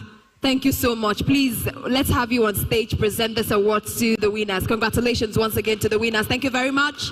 Thank you. Thank you.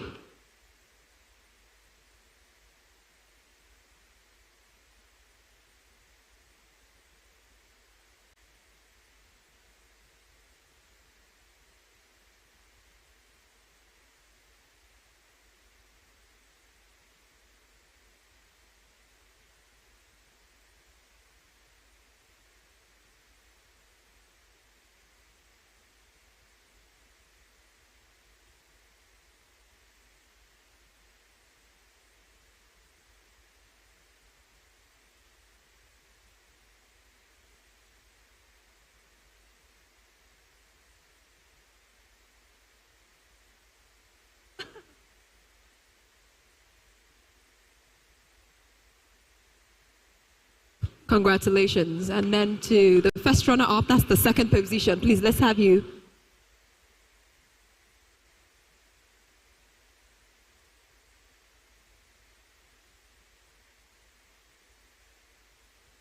Congratulations once again.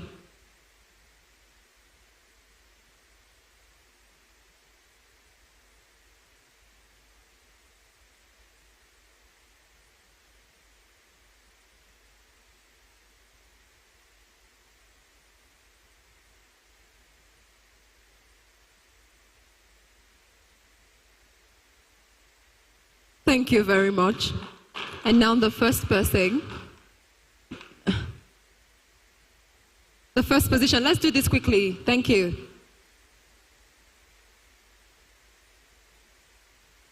Congratulations. Anakokwa Akeba. Please a round of applause for these winners. This is the part where they play Stand Up for the Champions. I don't know what's happening, but anyways, Stand Up for the Champions. Congratulations. You have done very well. Thank you so much. Congratulations. And I think they should take a group photos, the contestants, the winners. Feel free to take your pictures. I also want to seize this opportunity to say something you've heard over and over again, especially when there is a contest, a competition. It may not be palatable to you at the moment, but trust me, it is a big deal. We have all participated, and because you crossed this stage today to pitch your idea, to pitch your business, to pitch your innovation, whatever it may be, you are a winner. And we appreciate you. What I can tell you is there is definitely an investor amongst the audience who must have listened. And if this does not get to you, that person could invest in your business or whatever it is, or your idea. And please do not stop. You will come back next year and you will win. And you will win many more awards. And thank you very much for doing what you are doing. Please, a round of applause for all contestants today. Thank you so much. It's a big deal as far as I'm concerned. I was going to go and meet the guy with a cup, but it's okay. Well done. Well done. You all did amazingly well. Thank you.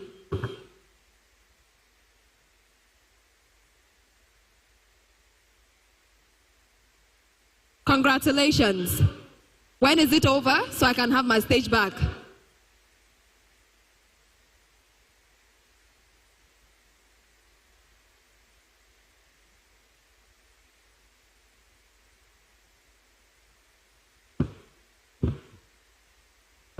Everybody wants to identify with the winner. I mean,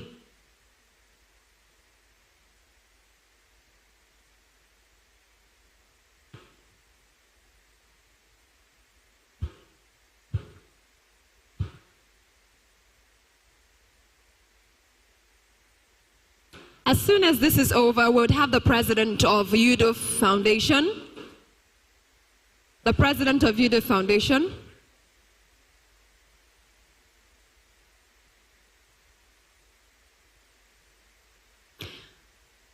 Ladies and gentlemen, while this photo session is ongoing, I want to remind you that for everything that has a beginning, there is an end.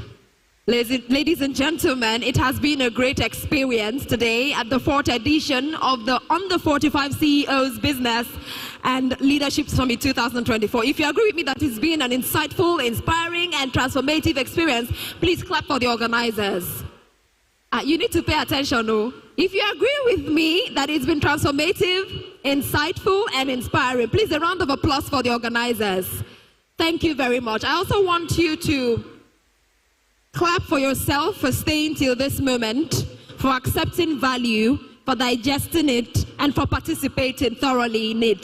Please, a round of applause for yourselves.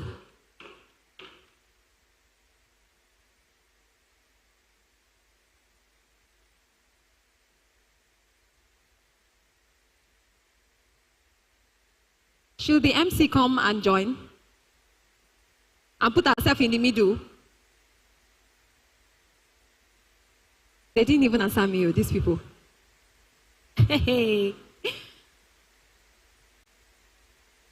And do not hesitate to take pictures yourself. You who seated here watching me, we've got so many backdrops around. So feel free to go there, take pictures, tag UDUF Africa, tag Onitsha Business School, tag every partner that you see and sponsors, and let us all make great history and memories with good pictures.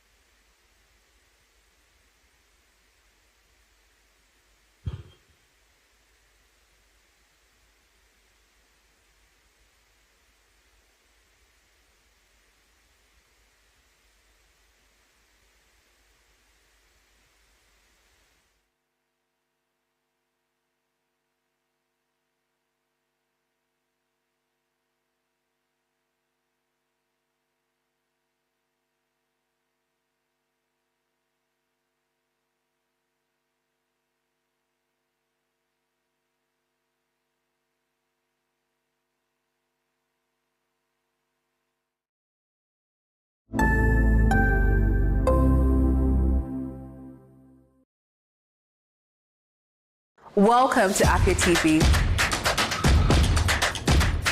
your go-to channel for excellent news and incredible shows that keep